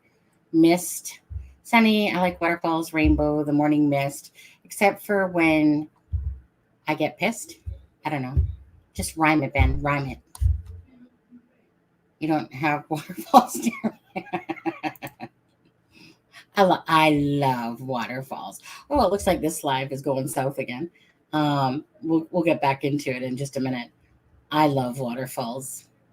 For me personally, I just like the most serene things in life, to be honest. I'm a very simple person. Christmas lights make me happy. Waterfalls make me happy. The sun makes me happy. Throwing a fishing rod into the water makes me happy. I just like simplicity, I don't need to be doing all this different stuff. I love serenity. I can just sit there, enjoy the day, throwing that rod in, staring at a waterfall, and just enjoying it, right? Like I said, I don't need to spend money in order to do something. I just like the simple things that make me happy. Like, it's not hard. Just throw a freaking fireplace on my computer screen, and I'm happy on there. Ben, we even have hummingbirds to watch. Oh, wait, I think you said that. Like it's a sanctuary out here. I've been wondering if Adam has a boyfriend now. No. Adam, he's reverted anyways to females. And Lacey, of course, is playing hard to get, obviously. Adam, you're so hot. Drool. Yeah. I think Lacey needs a bib when she comes into the lives now. He's just not into us as he usually is. Oh no, don't worry, Fibro. I get it. Me and Adam used to communicate. Adam, are you listening? We used to communicate a lot more. It's kind of like he does his thing, I do my thing. And it's like, hey, you want to do a live tonight? Sure, okay. I'll get a thumbnail ready, blah, blah, blah. Yeah. Ever since Adam has been watching his niece and now works part-time at his salon, Adam is a lot more tired. And Adam doesn't message me. Like, now I know the excuse is going to be that he is tired. Looking after a child is not easy. A child is very tiring. Anyways, I feel like Adam doesn't love you guys as much as I love you guys. And then there's Lacey, who sits there with her freaking bib on. Where's Adam? Well, I know that Ben does the same thing. Sticks out the tongue and says, Sunny's doing a live, right? I think Mr. Electric is feeling that way too. Oh, love this channel. Ooh, got my little Twitch going on. Tourette's. Just kidding. Sunny's on. Fuck's sakes. Gotta get on there. Anyways, you guys, I love you. I like it when we can just have our chit chats as well. You know, unfortunately, I'm the only one sitting up here talking. I mean, it's always nice when Adam's with me as well too. You know, because obviously it's like, you know, we mesh very well. And then Miss Dogler, you know, it's always nice. I didn't have my glasses on. Sorry, you couldn't understand what I was saying. Hell, yeah, I was a little thrown off there. I was like, what? Wait, Mother's Day? No, that was longer. But maybe it seems like 4 months when it was really 6 months, perhaps. But yeah, so Adam's just gotten too big for us or whatever it is. He doesn't care about us that much. Yeah, that's what it is. That's what it is. He doesn't do late nights with Caddick anymore. No, right, again. So when he was, you know, working full time doing the hairdressing thing, but what happened was, if you guys remember, is that his landlord not only raised his rent, and this is during the midst of like COVID, then they wanted more for the salon as well. And it was putting Adam in a lot of stress. So I think he did something where he made one of them a partner so that now he just like works part-time there. Whereas before, so let's just say Adam didn't feel like going into work or an appointment canceled. So that's why Adam, sometimes he'd work later in the day. So he would, of course, do late nights with Chaotic and stuff like that, lack of sleep. But now he physically usually has to be up early in the morning for when he's babysitting his niece. And so taking care of a child, again, is very exhausting and tiring. Honestly, any wise man should be thankful that they're actually working to support the family, because it is a lot of work when you're like, just, it is exhausting taking care of a child. Like, you literally live, eat, and breathe your children, you know, and there's no rest time. And sometimes husbands come home, they sit on their fancy derriere there. They do flip all because they think that they work so freaking hard that day that they deserve a break as soon as they walk in that door. Where's my dinner? You know, well, I'm the one working. Where's my dinner? You know, meanwhile, the wife has been taking care of the kids all day, getting them to school, doing all this. You know, they're exhausting. And then on top of that, it comes nighttime and they want their baths and they have to have that. And, you know, oh my God, I just think I'm going to put myself in a rage if I have to think of all the things that we actually have to do and why that women got an unfair treatment in life, having to shave their armpits, shave their beards, pluck their eyebrows, whatever, dye their hair, you know, freaking stick up themselves every month and stuff like that. And honestly, shave our legs. Like, I don't even want to hear 1 ounce of poor me from a man, to be honest with you. Not one. Not one. You know? So yeah, it's man. You come after the woman. Woman. Remember that, people. Ooh, I got exhausted just thinking about all that stuff. I was reliving the memory in my head of when my own son was small, and I would take care of Haley too, my twins kid. But like, sometimes I would sit there, as much as I wouldn't do it. Sometimes I would sit there and go, well, two things I would say. You know what? You, to the man, excellent. You come do this all day. You work a part-time job, plus take care of the kid, take them to school and all that. You do that. But no, you come home, sit on your butt after work as if you've had this long day yourself. And I'd rather be at work. If I had to compare the two, I'd rather be at work. Go to work, do your job, talk with people. Hello. Kids, toys everywhere, picking them up, putting them down from the house, taking them to school, picking up their bottles, sticking them on your boob or whatever it is, stuff like that, you know? Whew. Anybody got any comment to say about that? Ben? I really wish that we could watch that Tale of Two Brains. That one always, and see over there, right there, right? He's gaming right now. If I was to try to even interrupt that, he'd be like, what? I'm too busy. Can't. On there. I feel like I'm talking to myself now. Oh, hey. Yeah, I feel like I'm talking to myself because nobody else is saying shit. You guys stop talking all of a sudden. Stress wears you out. Stress, absolutely. Stress is very tiring. Not gonna lie there.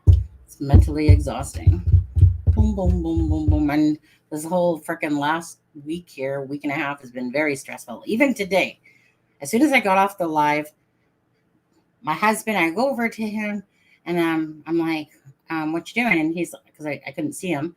And I'm like, what you doing? And he's like in Ryan's room.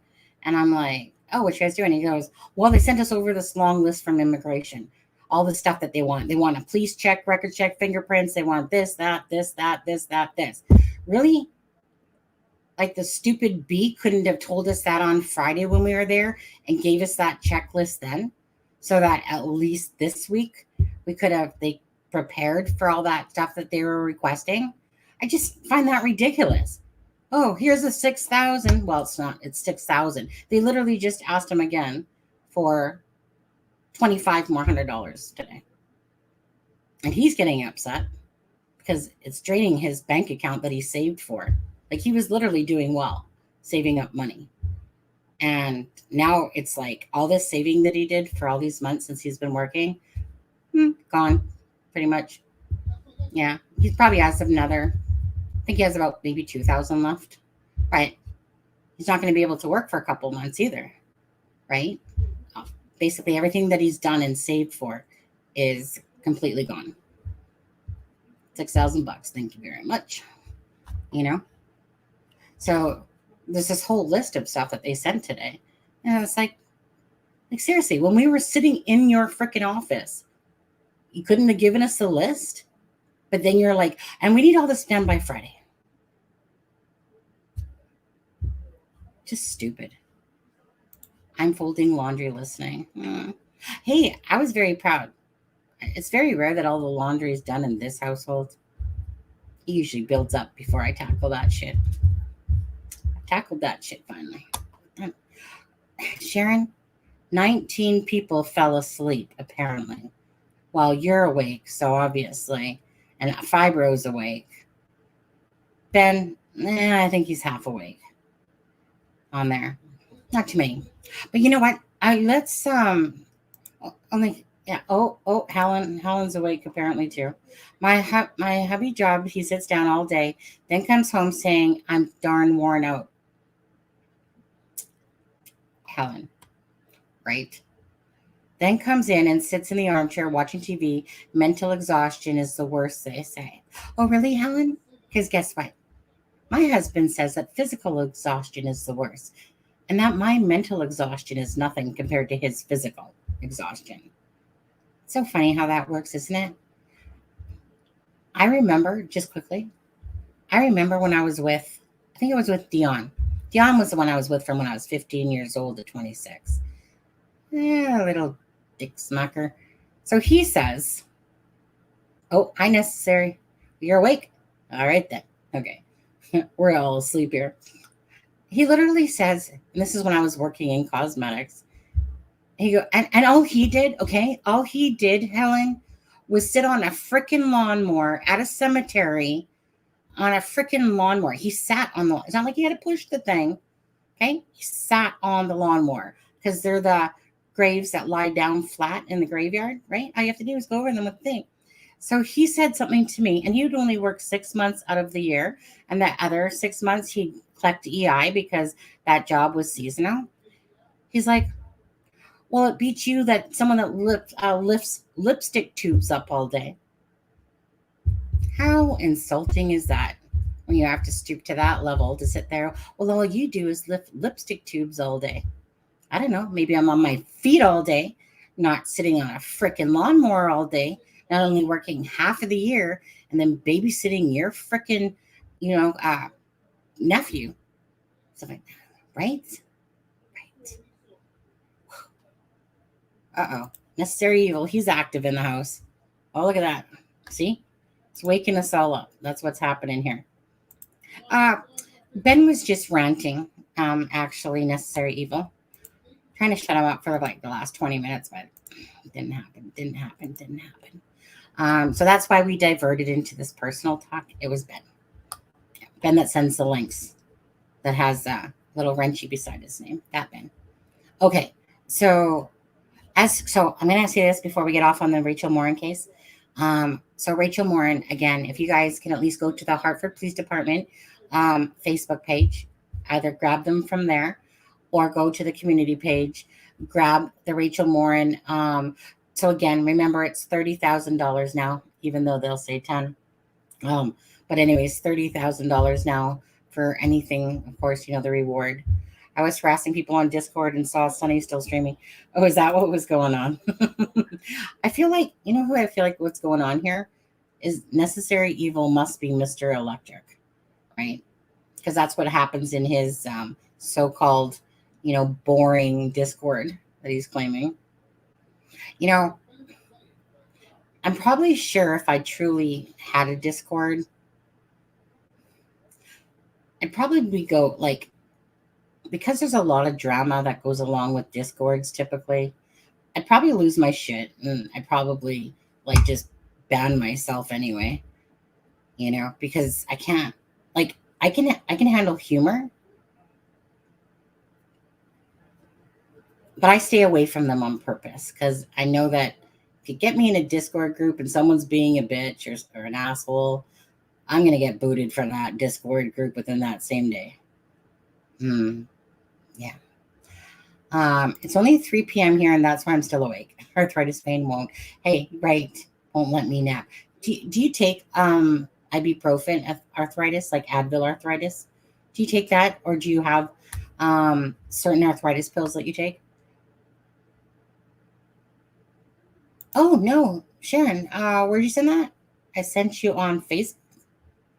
Can you send it to my mess? Okay, so it's on my messenger? Sure, I can take a look.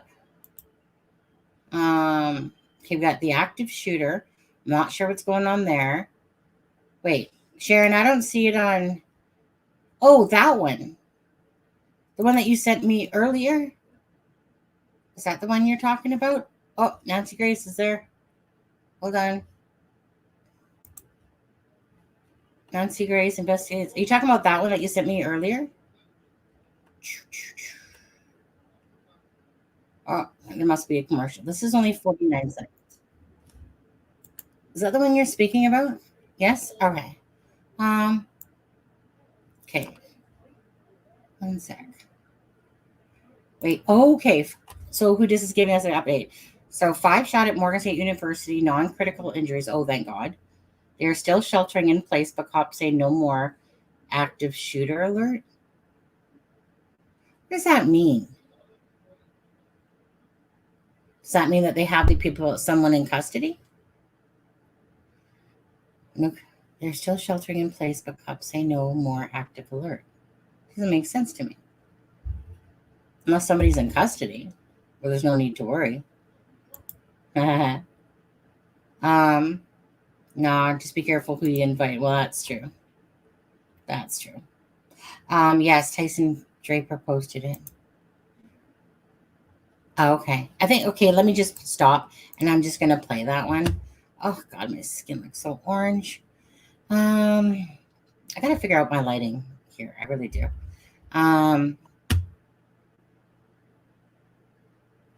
Just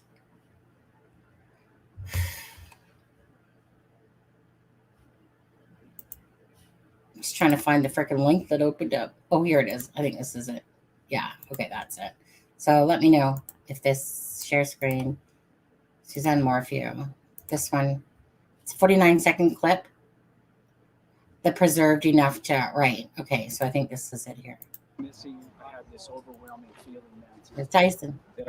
Suzanne went missing. After Suzanne went missing, I had this overwhelming feeling that I needed to come out here and search for her. I actually saw Barry come around the corner. And he rolled down the window on the passenger side, and his mom was in the passenger seat. Barry's mom. And I said, "Are you Barry Morphew?" And the look in his eyes, I knew immediately that he had done something.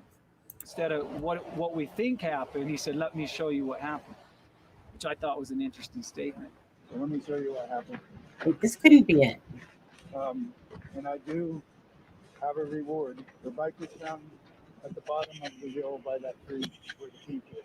Oh, really? Okay, he took his wife's life, in just my so you life, know. the hair on the back of my FYI. neck stood up, and the day I talked to Barry and he left was one of those days. Okay, so hold on. Okay, stop. Make that smaller. I think it was the article that was probably Susan's remains found in desert, likely preserved long enough to determine the cause of death. So missing Colorado mother Suzanne Morphew's. Hold on. Still got this. Okay, you guys can see. Perfect. What page? Okay. Forensic pathologist Dr. Michael Baden, or Baden, whichever, believes that the remains are likely well preserved enough to determine her cause of death. Ooh. Authorities announced last week that Morphew's remains were located in the area of Moffett, Colorado, in Saguache, I think it is, Saguache County, about 45 miles south of her home in Maysville, right, Colorado, where she was reported missing on May 10th, 2020. Unless disrupted by animals, Baden believes the hot desert conditions where her remains were found in Moffett likely preserved her bones and other potential evidence related to her death. Wouldn't that be karma coming to bite you in the ass, Barry? The skeleton should be intact. So if there's any kinds of injury, like a gunshot wound or a stabbing or cutting or being hit in the head with a brick or something like that, the bones should still be intact enough to make that diagnosis. Right. So, I mean, hopefully that happens. Here, we'll just... After Suzanne went missing, I know what happened. Where'd you go? Where'd you come from? Forgotten there, Joe. Okay, 1 second. Come on. Takes its own sweet time. Spiral out. Let's go. After Suzanne went missing, I had this overwhelming. Let's watch this for 1 more second. That I needed to come out here and search for. I actually saw Barry come around the corner, and he rolled down the window on the passenger side, and his mom was in the passenger seat. Barry's mom. And I said, "Are you Barry Morphew?" And the look in his eyes, I knew immediately that he had done something. Instead of I did it again. I ain't going back. Well, hold on. I'll leave it here then. Fine. Darn it. It's going to play anyway in a sec, isn't it? I hate these ones like this. After Suzanne went missing, I had this over. Let's go over to Monkey Man here, because that's what he looks like. Oh, well. It goes back down. Anyways, let's see here. Tyson. Yep, Tyson. I like Tyson. Good guy. Except for this one weird thing. When I was talking to him about Suzanne Morphew, and then he messaged me back, knowing I'm in Canada, and says, "Do you want to buy a bear rug for $200 or something like that?" I was like, what? Like, I just literally gave you compliments and whatever. And then I get this message back saying, "Do you want to buy a bear rug for $200? I'm like, no. Like, I thought that was weird. He's one of those people that, honestly, he'll message you back sometimes. Like, yeah, I can't say that he's a very organized person for sure. He's kind of probably like me. Well, typed from a corner, but this was part of it. Well, it was typed from a corner, right, but that was part of it. Yeah. But yeah, the main Discord we use is full of mods for the most part, Delphi channels. So a bunch of good people. Yeah, I don't know. So people from those Facebook groups, they deterred me from ever wanting to kind of be part of that type of thing, and that's why I stay away from Discord as well. Because every time I turn around, that somebody that's in a Discord is telling me about the drama going on there, and I'm like, good thing I'm not in there then. Maybe because I'm Canadian. Maybe. No idea. I thought it was just the most, when you're sitting there complimenting someone, thanking them for all this, and then just out of the blue, his answer back was, "Do you want to buy a bear rug for like $200?" And I was like, what? Like, where did that even come from? Yeah. Hold on a second here. So we got 21 whole people watching. I was just about to check something, and then I don't remember what. I know what I was going to do. So, Brian Enton. We did that. Okay, hold on. Okay. So, we did that. So I want to go over to Charlotte in one ear, out the other conversation. Yep. We did that one. Let's see. Rachel Morin. I think it was this one.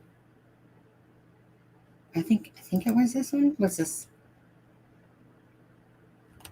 I feel like it was this one.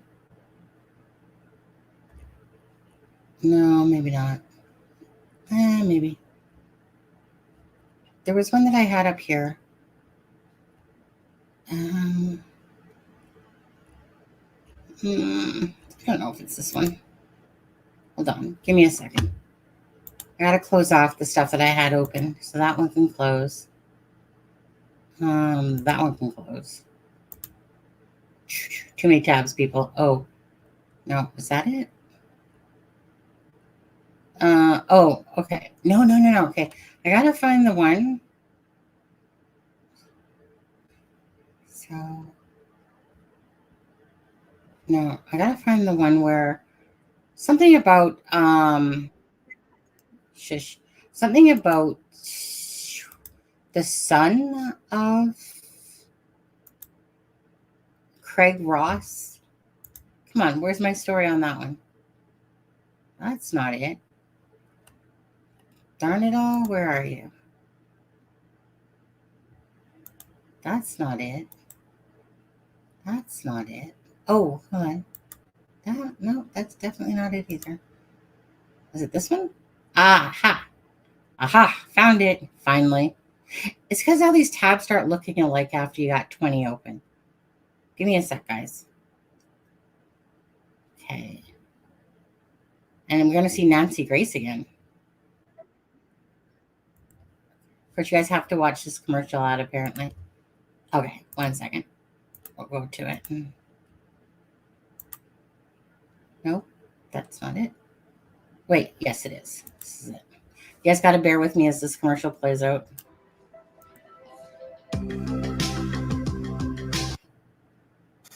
Right back to this, one of our other top stories. 9-year-old Charlotte Senna is home now after disappearing during a bike ride at a New York park Saturday. Police found Sena after a man left a ransom note at her home.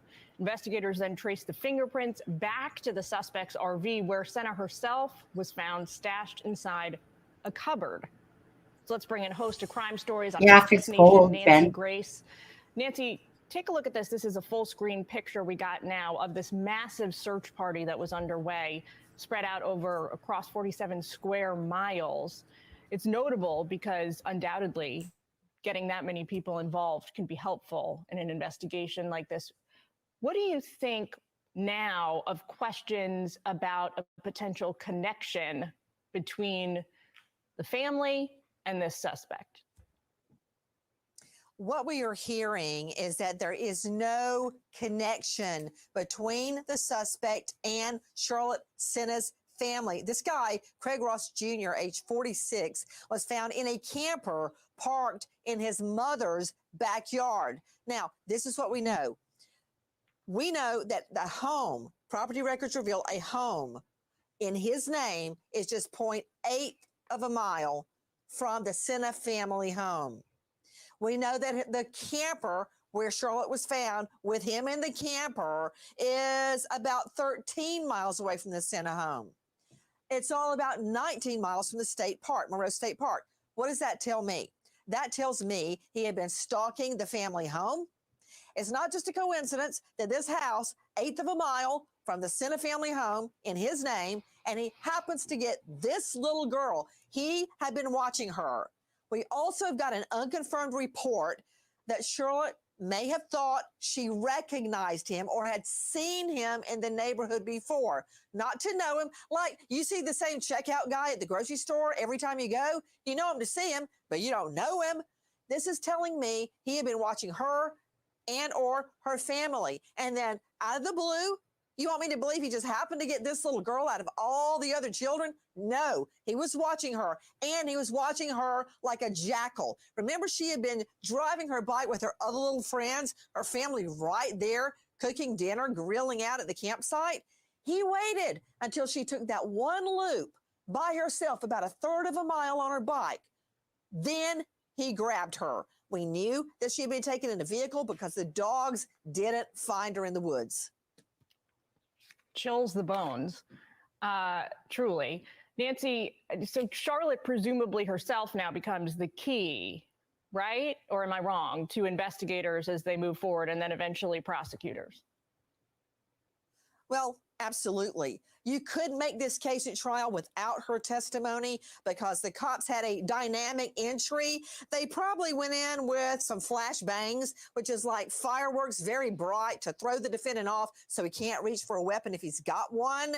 They found her, this girl who was 5 feet tall. She's just 9. She was a little bit tall and thin, only 90 pounds, was crammed into a cabinet.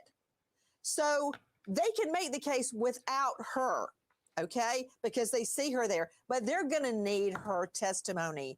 Right now, we know this guy has already been arraigned. He was arraigned at about 3:20 a.m. this morning in Milton Township.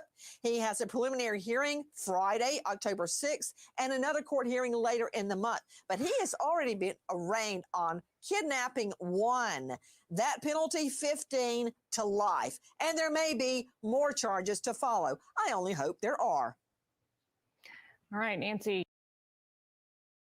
So, what do you guys think about that so far? Now, as I go over there, hold on, I'm going to stop screen and I'm going to go over to that property, which is this property here.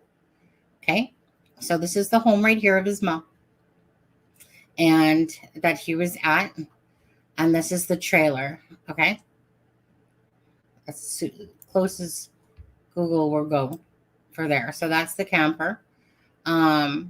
So she was found in a cabinet inside of that camper. Okay, so like how Nancy guys said, because we were talking about this earlier, right? Absolutely. He's a mailman, first of all. So it was, such a scumbag. I'll tell Adam you referenced him that way. That would be perfect. That should break you two apart. But so we were talking about this earlier, and we showed the distance. And I'll show you it in a second again. The distance between the 1 Chapman Street versus the where his address is, which is 13 Circle Drive. And obviously, when you're that close, there's something there of that he knew the family, whether through association of somebody else, maybe because he was a mailman, and seen the children and stuff like that. But he absolutely was definitely stalking this child in order to know, like Nancy even said there, that in that close a vicinity, and then you're like freaking 20 minutes or something away, and you find this child that lives right near you at the campgrounds, right? Right, people? He looks like a content creator, just older and strong. Yeah, it looks like Graz. And that's what Aspen said. He looks like Graz. And I'm like, actually, you know what? You're right. A little bit. Mind you, there's a lot of people, because even when I looked at him too, I'm like, God, you look kind of familiar, because there's a lot of people that do that. Kids think male people are safe. I know, right? We all thought Judge Fouts would be a safe bet, right? Mr. Judge Fouts at the time, right? Who would you think is safer than literally a judge, besides, and a police officer and stuff like that? And then lo and behold, freaking little child pedos and stuff like that. That's what's crazy, is that some of these, when you look at certain pictures of pedos, okay, guys, you guys know sometimes you just look at a person and they freaking smell pedo, look pedo, all that stuff. But it's those ones that literally, even though, so this guy right here, right, looks grunge, whatever. But then there's some people, like I said, like for instance, Judge Folks, right?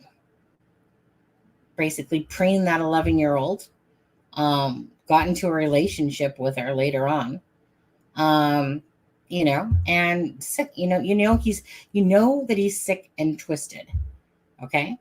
Because Judge Folks wanted to build that dungeon, in the basement with the mistress and basically be his slave to her. He was into the kinky stuff and just more than that, obviously. Like, he's a creep. And yet he was a judge and he only got to step down. So that's corruption right there. He should have lost his job, and he shouldn't have been able to frickin' meaning with the whole tiara thing, the lady, which is the lady of the night, because there's the two, the mistress and then the lady of the night, sitting there feeling her all up on camera, which if anyone remembers that, we saw, and stuff like that. And this judge, and I mean, honestly, all he has to do is step down as being a judge. They didn't fire him, didn't get, they just, you know what? Let's keep this underneath the rug and let's just step down, I can't believe that guy isn't an RSO. You're talking about this Craig guy? Because he did something. I can't remember exactly what he did. I'd have to go back and look at it. Hey, Alexa. Yes, remember the one FedEx guy that... Oh, I remember that Necessary Evil. Absolutely. Yeah. Crazy, right? And then, remember Necessary Evil? He literally left the freaking box.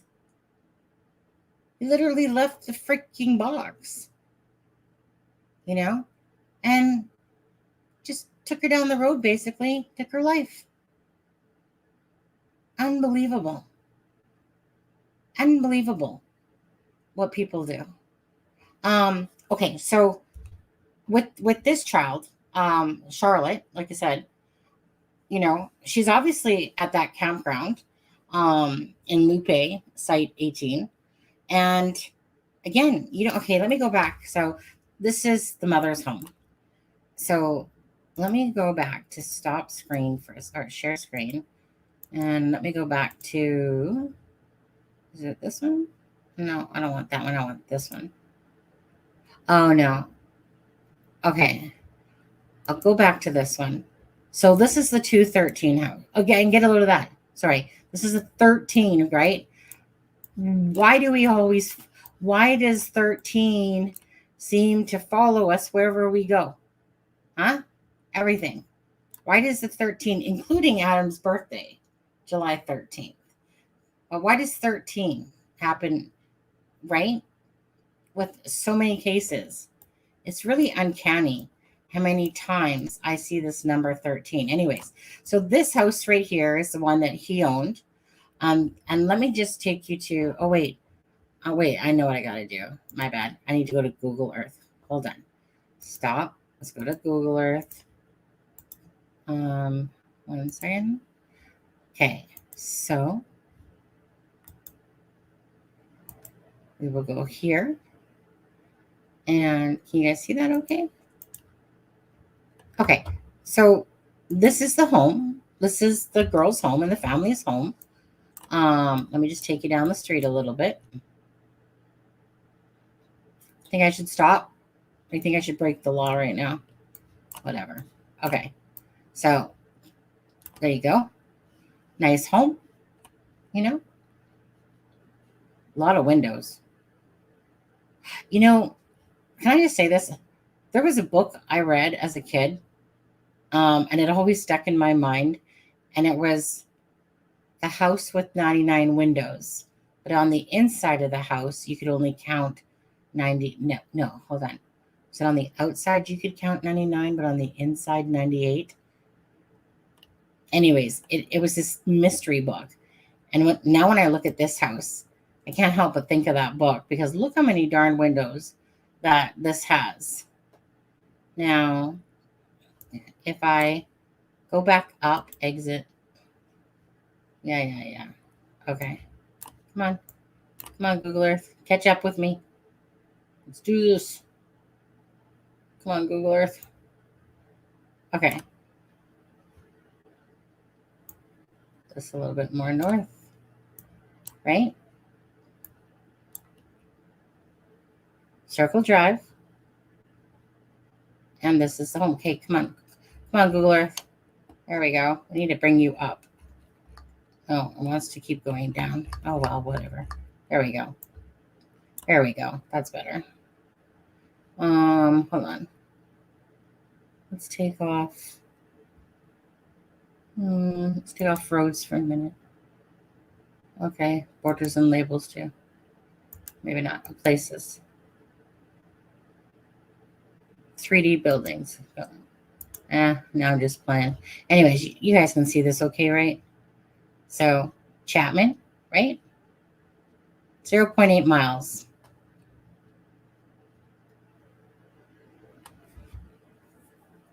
Not very far. So what's the chances, right, that they live that close?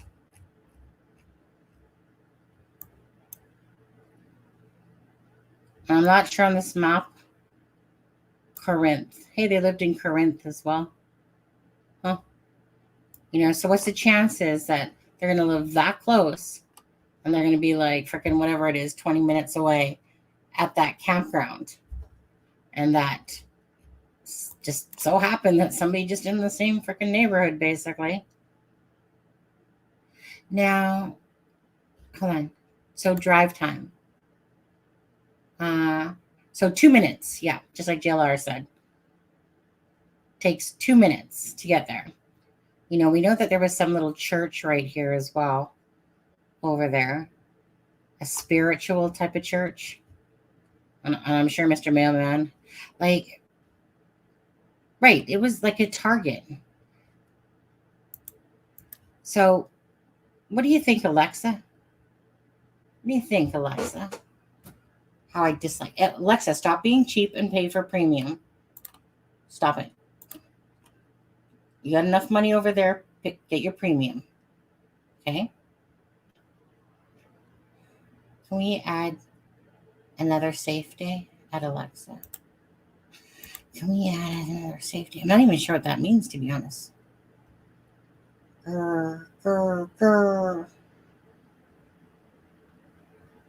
Congrats, Ben. Thought you were a mod a while. No, Ben likes to have a wrench and then give it back. Have a wrench, give it back. Now I'm just ignoring him now because he's more beneficial with it than without it. He serves a higher purpose. Alexa, did you see that Aaron went live last night?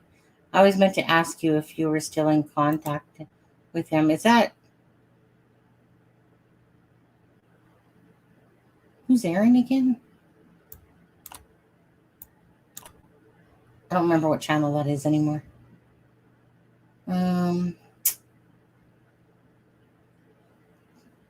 Oh, look at Lacey. Hey, baby. Hey, baby. Adam's not here, so I'm going to talk to Alexa now. You were talking about the ad thing earlier today. Yep. Alexa, just, you guys, you need to dig into your pockets and stop with the... You guys, it's a completely different world when you don't have ads. Alexa, I would have thought you would have had that already. Are you going to the screening of the documentary? What documentary is that, Ben?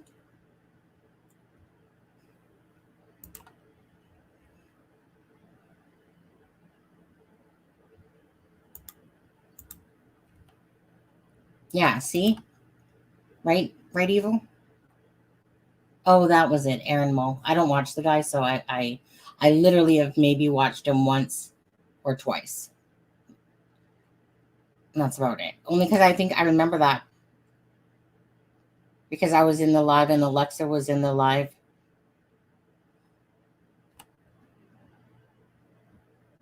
I think that was pretty much... I think I might have been in there one... I actually forgot even about that person. Because I never watched that person.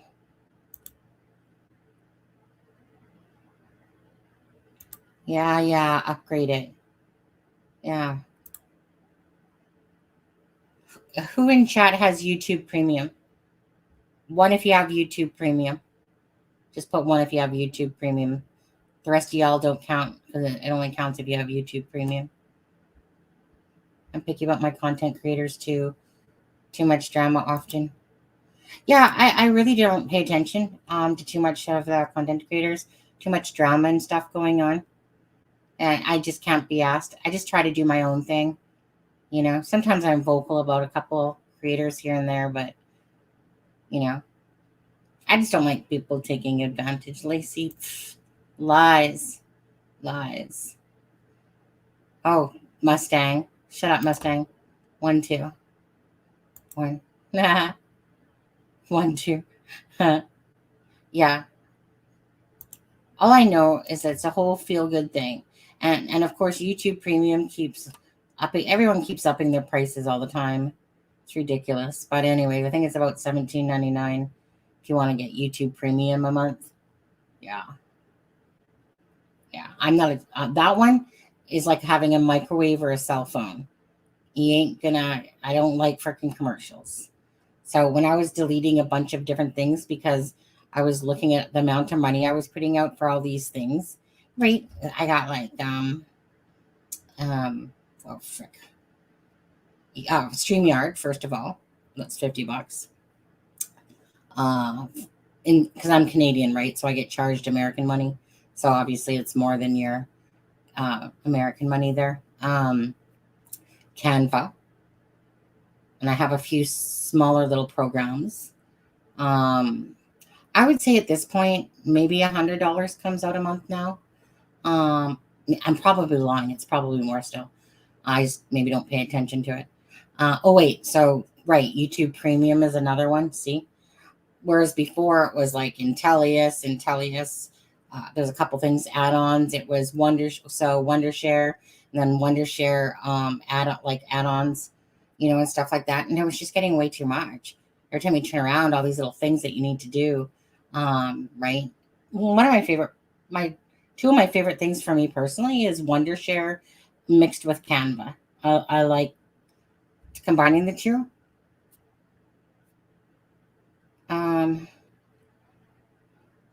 I will tell you. Wait, what? I want to. Well, you could afford it.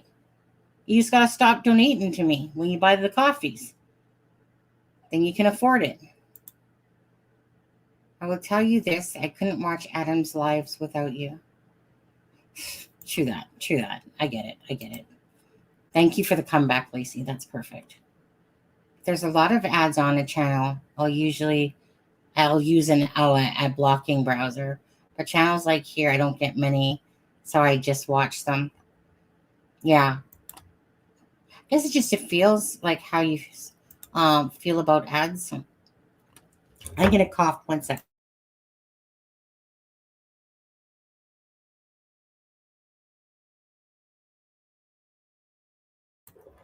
Wait, Ben, is GeoGuessr not that thing that I downloaded and that one day and paid $5 for, something like that, and couldn't figure out how to use it?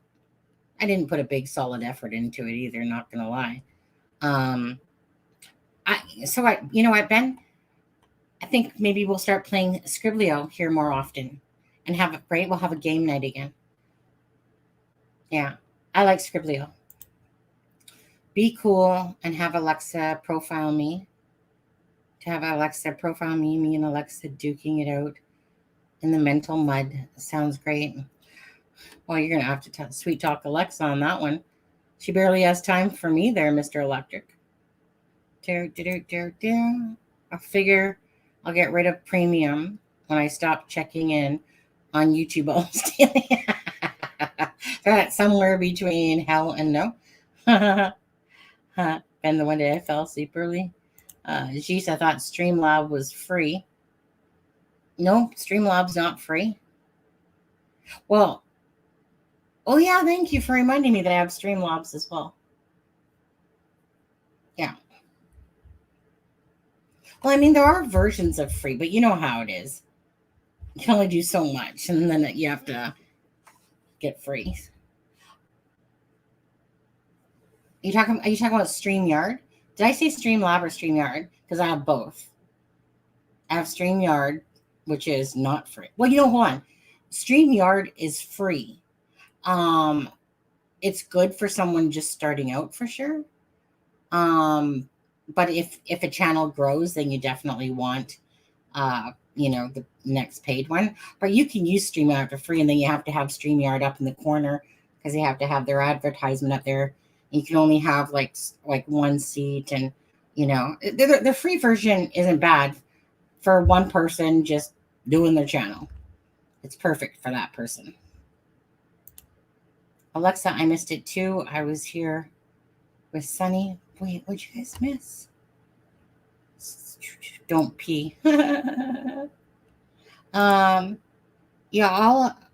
a lot of effort. So when I can, I'm usually a member, or at least I'll share. And liking really does. Well, the liking's very important, because that's really what helps shoot it out into algorithm. Like this live, I'm probably sure is at 200 views. Let me just even take a look. Boom, boom, boom. Let me see how many people hit the like. 30 likes so far. Hold on, let me just refresh. Okay, 30 likes, 100%. Yeah, that's not bad. Oh, sorry, I lied. 168 views. So whatever it is about tonight, nobody wants to come watch me. So I thought it was because the notification didn't come out. Apparently, the Rachel Morin case. True crime is growing as well. Like a lot more channels. Well, Streamlabs and like a lot of the programs, even like Canva, have free things about it. But when you're a content creator, you typically the free thing sucks, right? Like meaning it takes you so far. But it's one of those things that's workable for a while if you don't want to put money out,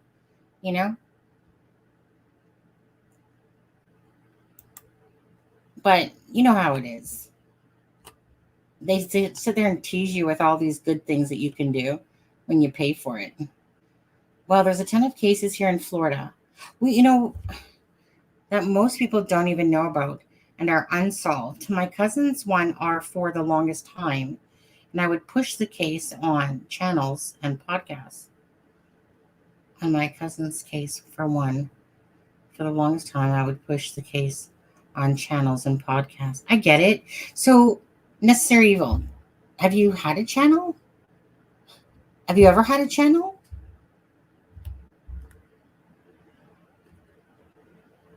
All right. Go ahead, grab your food. Oh, yeah, it's at the beginning of this live. Well, there's no real updates. There's a little bit of updates. Maybe I'll play that, or did I close it off? Oh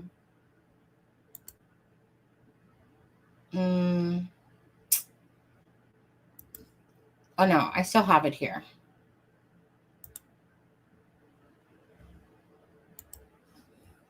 Wait, Lacey, I played that clip while you were in the room. What were you doing? What were you truly doing? So I'm pretty sure I played that clip when you were in the room. That's right, Eva. I'm sorry to hear about that. Your cousin. Yeah, my cousin was found with 7 other victims. No, I did lives. Okay, you did lives with Gray Hughes and others, but I'm a bit shy. You need to get over that. Can't call yourself Necessary Evil and be shy. No. Yeah. Me, I just do my thing, honestly. That's all you got to remember, right? Just be yourself. If you just be yourself, just do your thing. That's really simply all it is,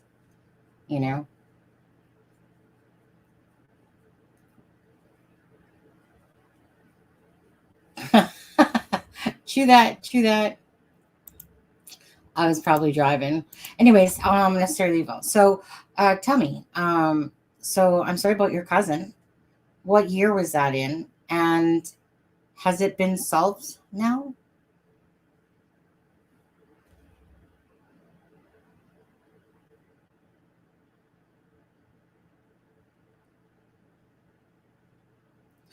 I know, but yeah, and those 8, they think to like 20. I'm not sure what that said actually. From the 8 on, I don't know what that says. And they think like 20. Well, yeah, I know, but those 8 and they think to like 20. I'm not sure what that says. Yeah, thank you, Mr. Electric. Yeah, it will grow the right way, It will take its time. And then one day you guys are gonna find me on Oprah, or she might be dead by then. I'm not sure yet. 1996, and he was found in 1997. Oh, so that's kind of definitely. Well, look at the case that just happened recently. I can't think of which one it was now, but it was just, you guys, which one was it recently? That was from like 1996. What case was that recently? Sorry, so many things are going through my head.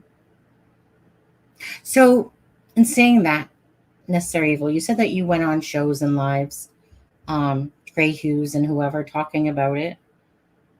So, did you kind of fall off a bit from doing it anymore?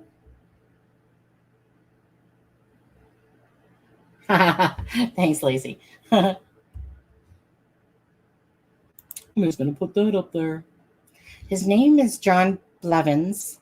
The case is called, Fort Myers 8. And it's linked, they think, to the Hoff Trail murders. I'll have to take a look at that. So, John, here, let me screenshot that, or else I'll forget. I don't got a good memory. Not anymore. I used to. Used to be perfect. Now it's like, I found them from the is that where you, right, the Drunk Turkey Show? I don't even watch the Drunk Turkey Show anymore. Here, let me just take that down before Daniel sees that. Oh, that's funny. I'm glad you stayed with us. Alexa's same, okay? Now, I'm looking into a good desktop computer, and I'm not sure what all technology-wise, but I got a lot of good creators like Ruckus and all of them. Okay. Yeah. I just find that, I guess it depends what your purpose is, right? Really. Hold on a second here. Anyways, sorry. It really just all depends what your purpose is in what you're trying to do. I love bringing awareness. I love talking with people about the cases and doing that stuff. Some people like to be more behind the scenes or just join on other lives. The thing I like about, of course, is like I like control. So although I'm not really I'm probably half of a controlling person in a sense, because if I want things done, then I like to do it myself, right? If I want things done the way I want it to be done, then I do it, like for the most part, do it myself. And I was always kind of been that way because I'm very critical when it comes to the creative side of certain things, videos and stuff like that, even though that's, my own little thing or whatever. But what I love is when people create channels, because then you have full control of what you want to put out there, right? And just to bring awareness. So it really, I guess, just depends what each individual wants to do. I have a desktop, my iPad, my iPhone. I do my videos and everything, and that on my desktop, I think it's like this is a 46-inch screen on there because I like big. Stick it in front of my face. That's what I like about this. It's like nice and big. But anyways, and thank God for my husband who actually knows about computers and stuff like that. But most things, like most tools and stuff like that, I learned myself, how to do. So again, it just depends what somebody's purpose is. But in your particular case, I guess, yeah, whatever avenue you go down. But I just like the fact of, with doing that. And again, it depends on maybe perhaps money situation as well, because in time a channel can monetize, earn some money for when they're freaking retired. Maybe you'll have like 100,000 followers by that point, and you'll be like, who cares about freaking government retirement money? I got freaking my YouTube thing. I I try to tell my sister that too. But I just like it when somebody becomes a voice for the voiceless. And in your case, you obviously have, a story to tell. A lot of people do, but obviously you do too. Remember, of course, Fig, same thing. Fig got into true crime because of what happened to his cousin. But anyways, I'm sure all you guys have tips tech-wise. And when I finally, absolutely. I have no problem helping somebody or giving guidance to somebody that's new, and hopefully other people as well are just as generous with knowledge, because I love knowledge from people. If I don't know something and how to do something, instead of always trying to figure out the hard way. So for me too, I know. Hey, where's Jeff? Little traitor. What's Jeff been doing? Now that I think about it. Mr. Evil, didn't they believe he was connected? I'd like to see them all get identified, and if it's the same guy, he's on death row at the moment. So is it one of those things where they know who did it, but they don't have enough evidence?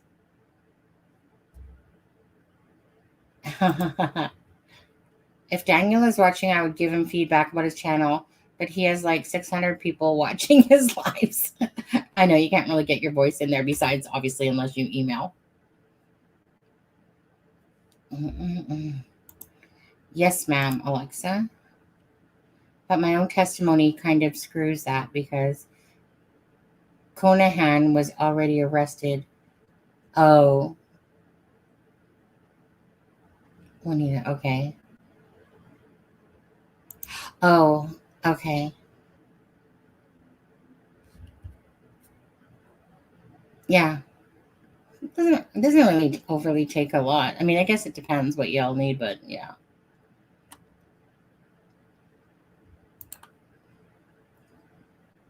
Stepdad's mom lives in Fort Myers. This case sounds familiar. Weren't they found in a mass grave? Or maybe I'm confusing cases. Okay. It's just me and my husband, so now you think I'd have more time, but now my husband and my dogs are needy. Freaking those needy men. You guys have always been awesome if I had a question, so absolutely, right? And there's people, like I said, that are our friends. People like Lewis and stuff like that. Lex. Everyone has their little things in life too. I just wish somebody would control my social media side of things. That way I'd be like, but not rich enough to pay anyone for that. And I got no relative that's sitting there not doing anything. That would help. Do you miss your daughter? Ben. Did you just ask that? No, she doesn't.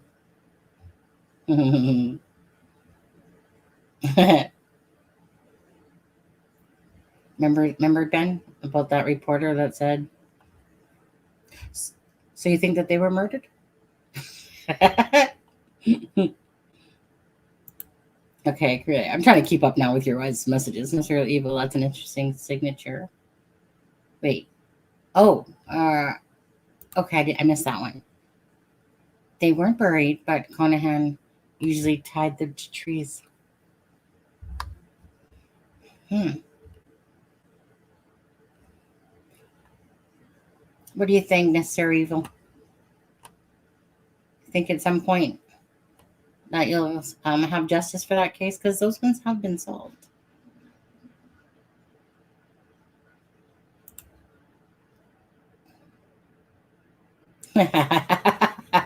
Hi, Lacey.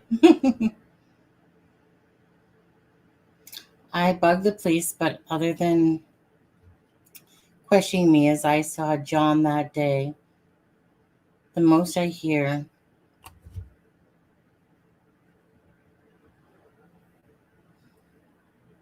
I yawned there, by the way. That's why I couldn't speak.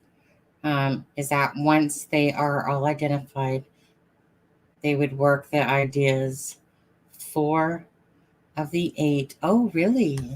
Really? Really? Really?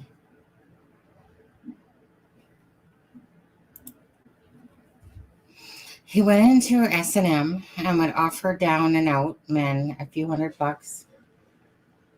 Someone taking a triple shit or something in the bathroom. Keep hearing the toilet flushing. A few $100 for kinky pictures. But once he got them tied up,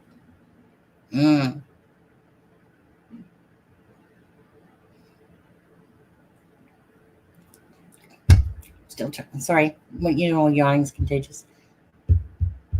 But once he got them tied up, he'd strangle them on one of Conohan's, I guess, victim that escaped did so a mile or two.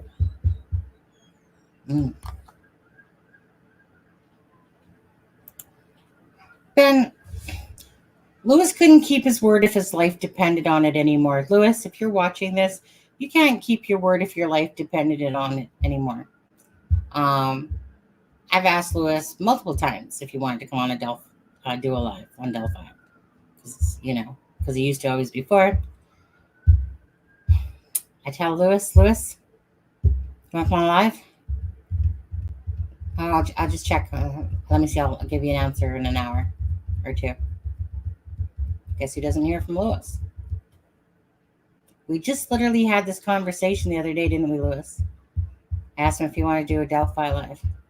He's like, yeah, sure. What time? Whatever. Or something like that. He's like, I'm at the doctor's. Let me just check. Get back to you in an hour. That's probably about the fourth time now, Ben. How many times you have to be a sucker, Ben? And he didn't even message me at all, Lewis.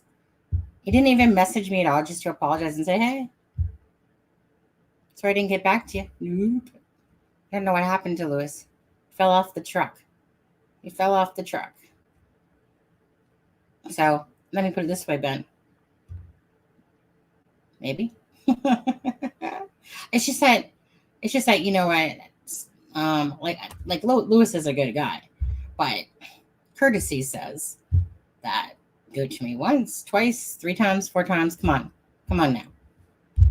I'm not here to beg people to do things. I'll ask, but certain people get a little bit longer of a leash. Right.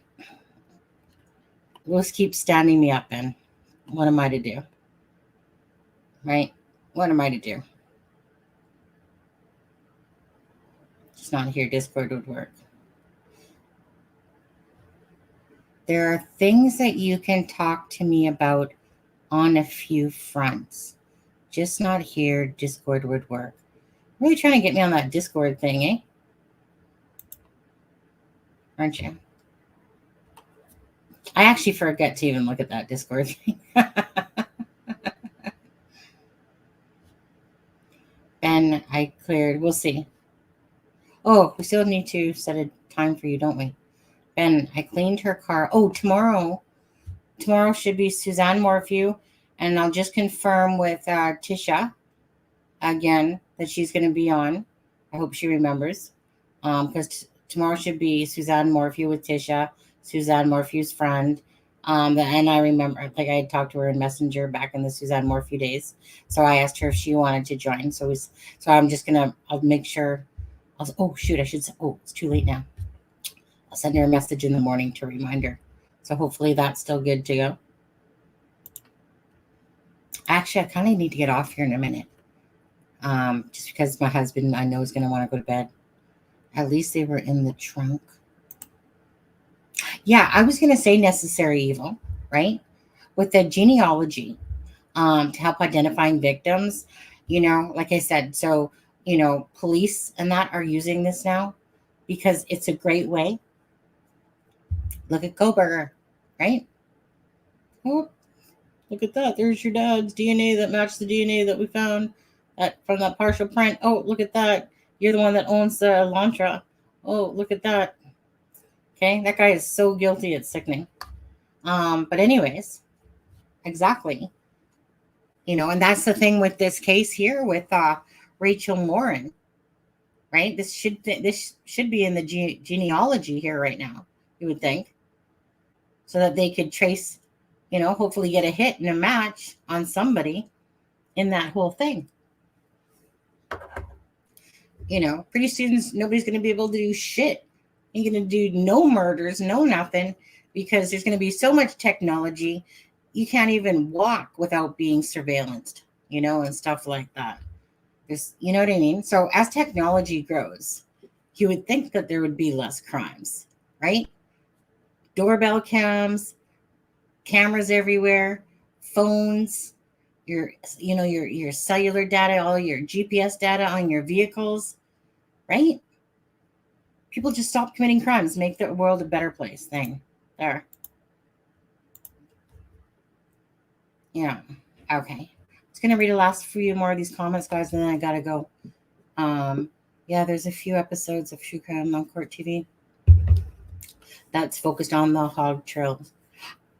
Oh, okay. So is that the one that you're saying that it was associated with, right? That they think that they're the same? Is the hog trail ones?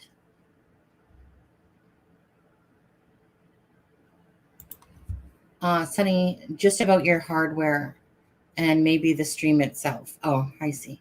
I know, but I have to have the brain power for that stuff. That stuff is mentally exhausting. We even got multiple serial killers from my era that were for police officers. Really? Really? What happened with CD? I miss him. Oh my God, Lacey, you're so needy. And his taco talk. CD's always busy. He was in here yesterday. For a bit. CD will pick up being in doing lives and probably sometime, but for him, like I said, this stuff lasts. Family first. Dakota database is amazing. Absolutely, right? Whereas cursed, it's with bad high profile. Yeah. Sometimes this is where I'm like, I like living in Canada. There's things that go on, but it's so nominal. Like, it's so nominal. Like, it's not like Canada. There's no, there's some bad spots in, where the homeless are and stuff like that are more deemed as, bad areas, and they're dirty and stuff like that. But I can't think of any province where if you went into, say, Detroit or certain places that you go to in whatever it is, Chicago, wherever the hood neighborhoods are and stuff like that, I can't really, there's nothing like that I can think of in Canada where you're literally afraid to live there because you're afraid to get knifed or a gun come out or bullets. Do you know what I mean? There's nothing like that. I mean, besides things happening, there's no particular spot that you just go, oh, I can't live over there. Usually when it's, don't want to live over there is because typically in Vancouver here, it's kind of like in Surrey, it's East Indians. And you might have in Richmond, a lot of the Japanese folks. And in Coquitlam, you'll have Chinese folks. Because it's kind of because one person moves over, then their family moves over, and then it just kind of grows, right? And, so it's just the different areas. So it's almost like in Vancouver, and maybe where you guys live too in certain areas, but it's just almost like the different nationalities kind of all seem to flock together, and they'll live in one part of Vancouver, which is like Surrey is a suburb of Vancouver. Port Coquitlam and Burnaby and stuff like that. That's pretty much kind of how Vancouver is here, but there's no area in any of those that you would be, oh, I can't live here. You might go, oh, I can't live there because I can't stand that smell, of freaking curry or something like that. That's about it. But there's no bad place that guns are popping out and stuff like that. Does that make sense to you guys? Ben, yeah. And then I'm going to hear his weak excuse about why he's going to say he fell asleep or something like that. Oh, yeah, I was just he was really tired. Okay. He He was. I'm kind of gonna scroll down the comments because I need to get going here. Yeah. Here, even not a small guy like me can't walk a block. Right. You can't even do that stuff here. I mean, people have guns, don't get me wrong. But it's a whole different ball of wax. We're not going to get into it because we already know the battle over that. I mean, I want to say something funny about that because what's his name? It's on the tip of my tongue. What's that British guy's name? The one that hates Pierce Morgan. Thank you. Pierce Morgan. I remember Pierce Morgan. I was watching one of his videos, lives or whatever he was doing. I think it was like it turns into a video. And he made a mention of something about gun control and stuff like that. And it made me laugh so hard because the minute a Canadian and an American have a discussion about gun control, considering your guys is so opposite, so completely opposite of what's here in Canada. So Pierce Morgan, he said that he did a live about something about gun control. And he's like, and it was crazy. It was like just literally absurd and crazy. Like when you know that 80% of your audience is in the US and you start having a debate about freaking gun control, that thing gets whacked pretty darn fast. And it made me laugh because I was like, dude, of course you're going to lose that, because it was almost like, I was like, it's like, what the heck? I was getting an attack left, right, and center. I'm like, yeah. Good night, Lacey. Love you. And anyway, so it just made me laugh when I see Pierce Morgan saying that he had a conversation about that. And you could just tell he thought it was like the most craziest thing. Well, dude, what do you expect? Right. So that's why for me, it's just like, okay, it's not one of those things, right? You guys have your thoughts over there. We're just a little freaking big piece of land that has 35 million people. Okay. So that's why, and our gun control laws are totally different. But that's why, like I said, here's there's a lot of space, but in Canada, there's a lot of mass space versus how many people actually live on the land. And that's why in Canada, there's a lot of free space besides in the major towns, but there's a lot of free open space and stuff like that. Like seeing the land, like what's before you now, is in a lot of places. You'll never find that in Vancouver, but you might see this. And then tree forest forever and a day. And then they catch on fire. And then the smoke goes down to you guys in the USA. And then you guys leave comments on the live going, Sunny, we got your smoke down here in Florida. Can you stop, please? Anyways, night, guys. See you through. Thank you all. All right. Lisa, good night. Alexa, it's a bit far for me, but I hope you can take photos if you get to go. Ben. Don't make excuses. Just go. Okay. Anyways, I'm going to get going. I love you guys. Thank you so much. Ben, you ain't losing your rent. Sucks to be you. You're a good man. And I appreciate the fact that when you can drop links, because you're always on the ball with that stuff. Everyone, there's a lot of people here that, really have a lot of either knowledge or helpfulness and stuff like that. And it really does help save time when people can do that instead of just saying, hey, if this is on this channel and whatever. It's sometimes if someone's watching it, it's easier, then it's just like, just drop the link. All I got to do is click on the link and there we go. Saves me a lot of hassle. And especially when it's just myself, but it does very much help on a live when people can do stuff like that. So, Alexa, turn your eyes away from Ben right now. Stop it. Look up at Lacey. Actually, she's gone to bed. Too bad. Bye, bro. Look down at Alexa there. Yeah. Anyways, appreciate you guys. Thank you for joining the live. If you haven't hit the like button, hit the like button. And other than that, hopefully that Tisha can be on tomorrow for Suzanne Morphew live. So I'll check with her in the morning. I should have messaged her today, but I completely forgot. So I'll do that. And night, sending awesome live. Great job in chat. You all be safe and have a great night. Absolutely. Thank you so much. Necessary Evil. Have a great night. Actually, I met Ben before all of you. Shut up. You're talking about an Aaron. Okay. Who's Aaron? We don't know who Aaron is. Who's Aaron? Nobody. All right. No, just kidding. Okay, you guys. Wishing you guys a great night.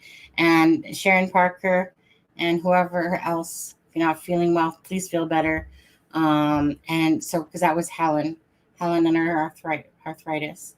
And of course, Sharon, be good and stay healthy. And bye. Love to you all. Bye. Boom.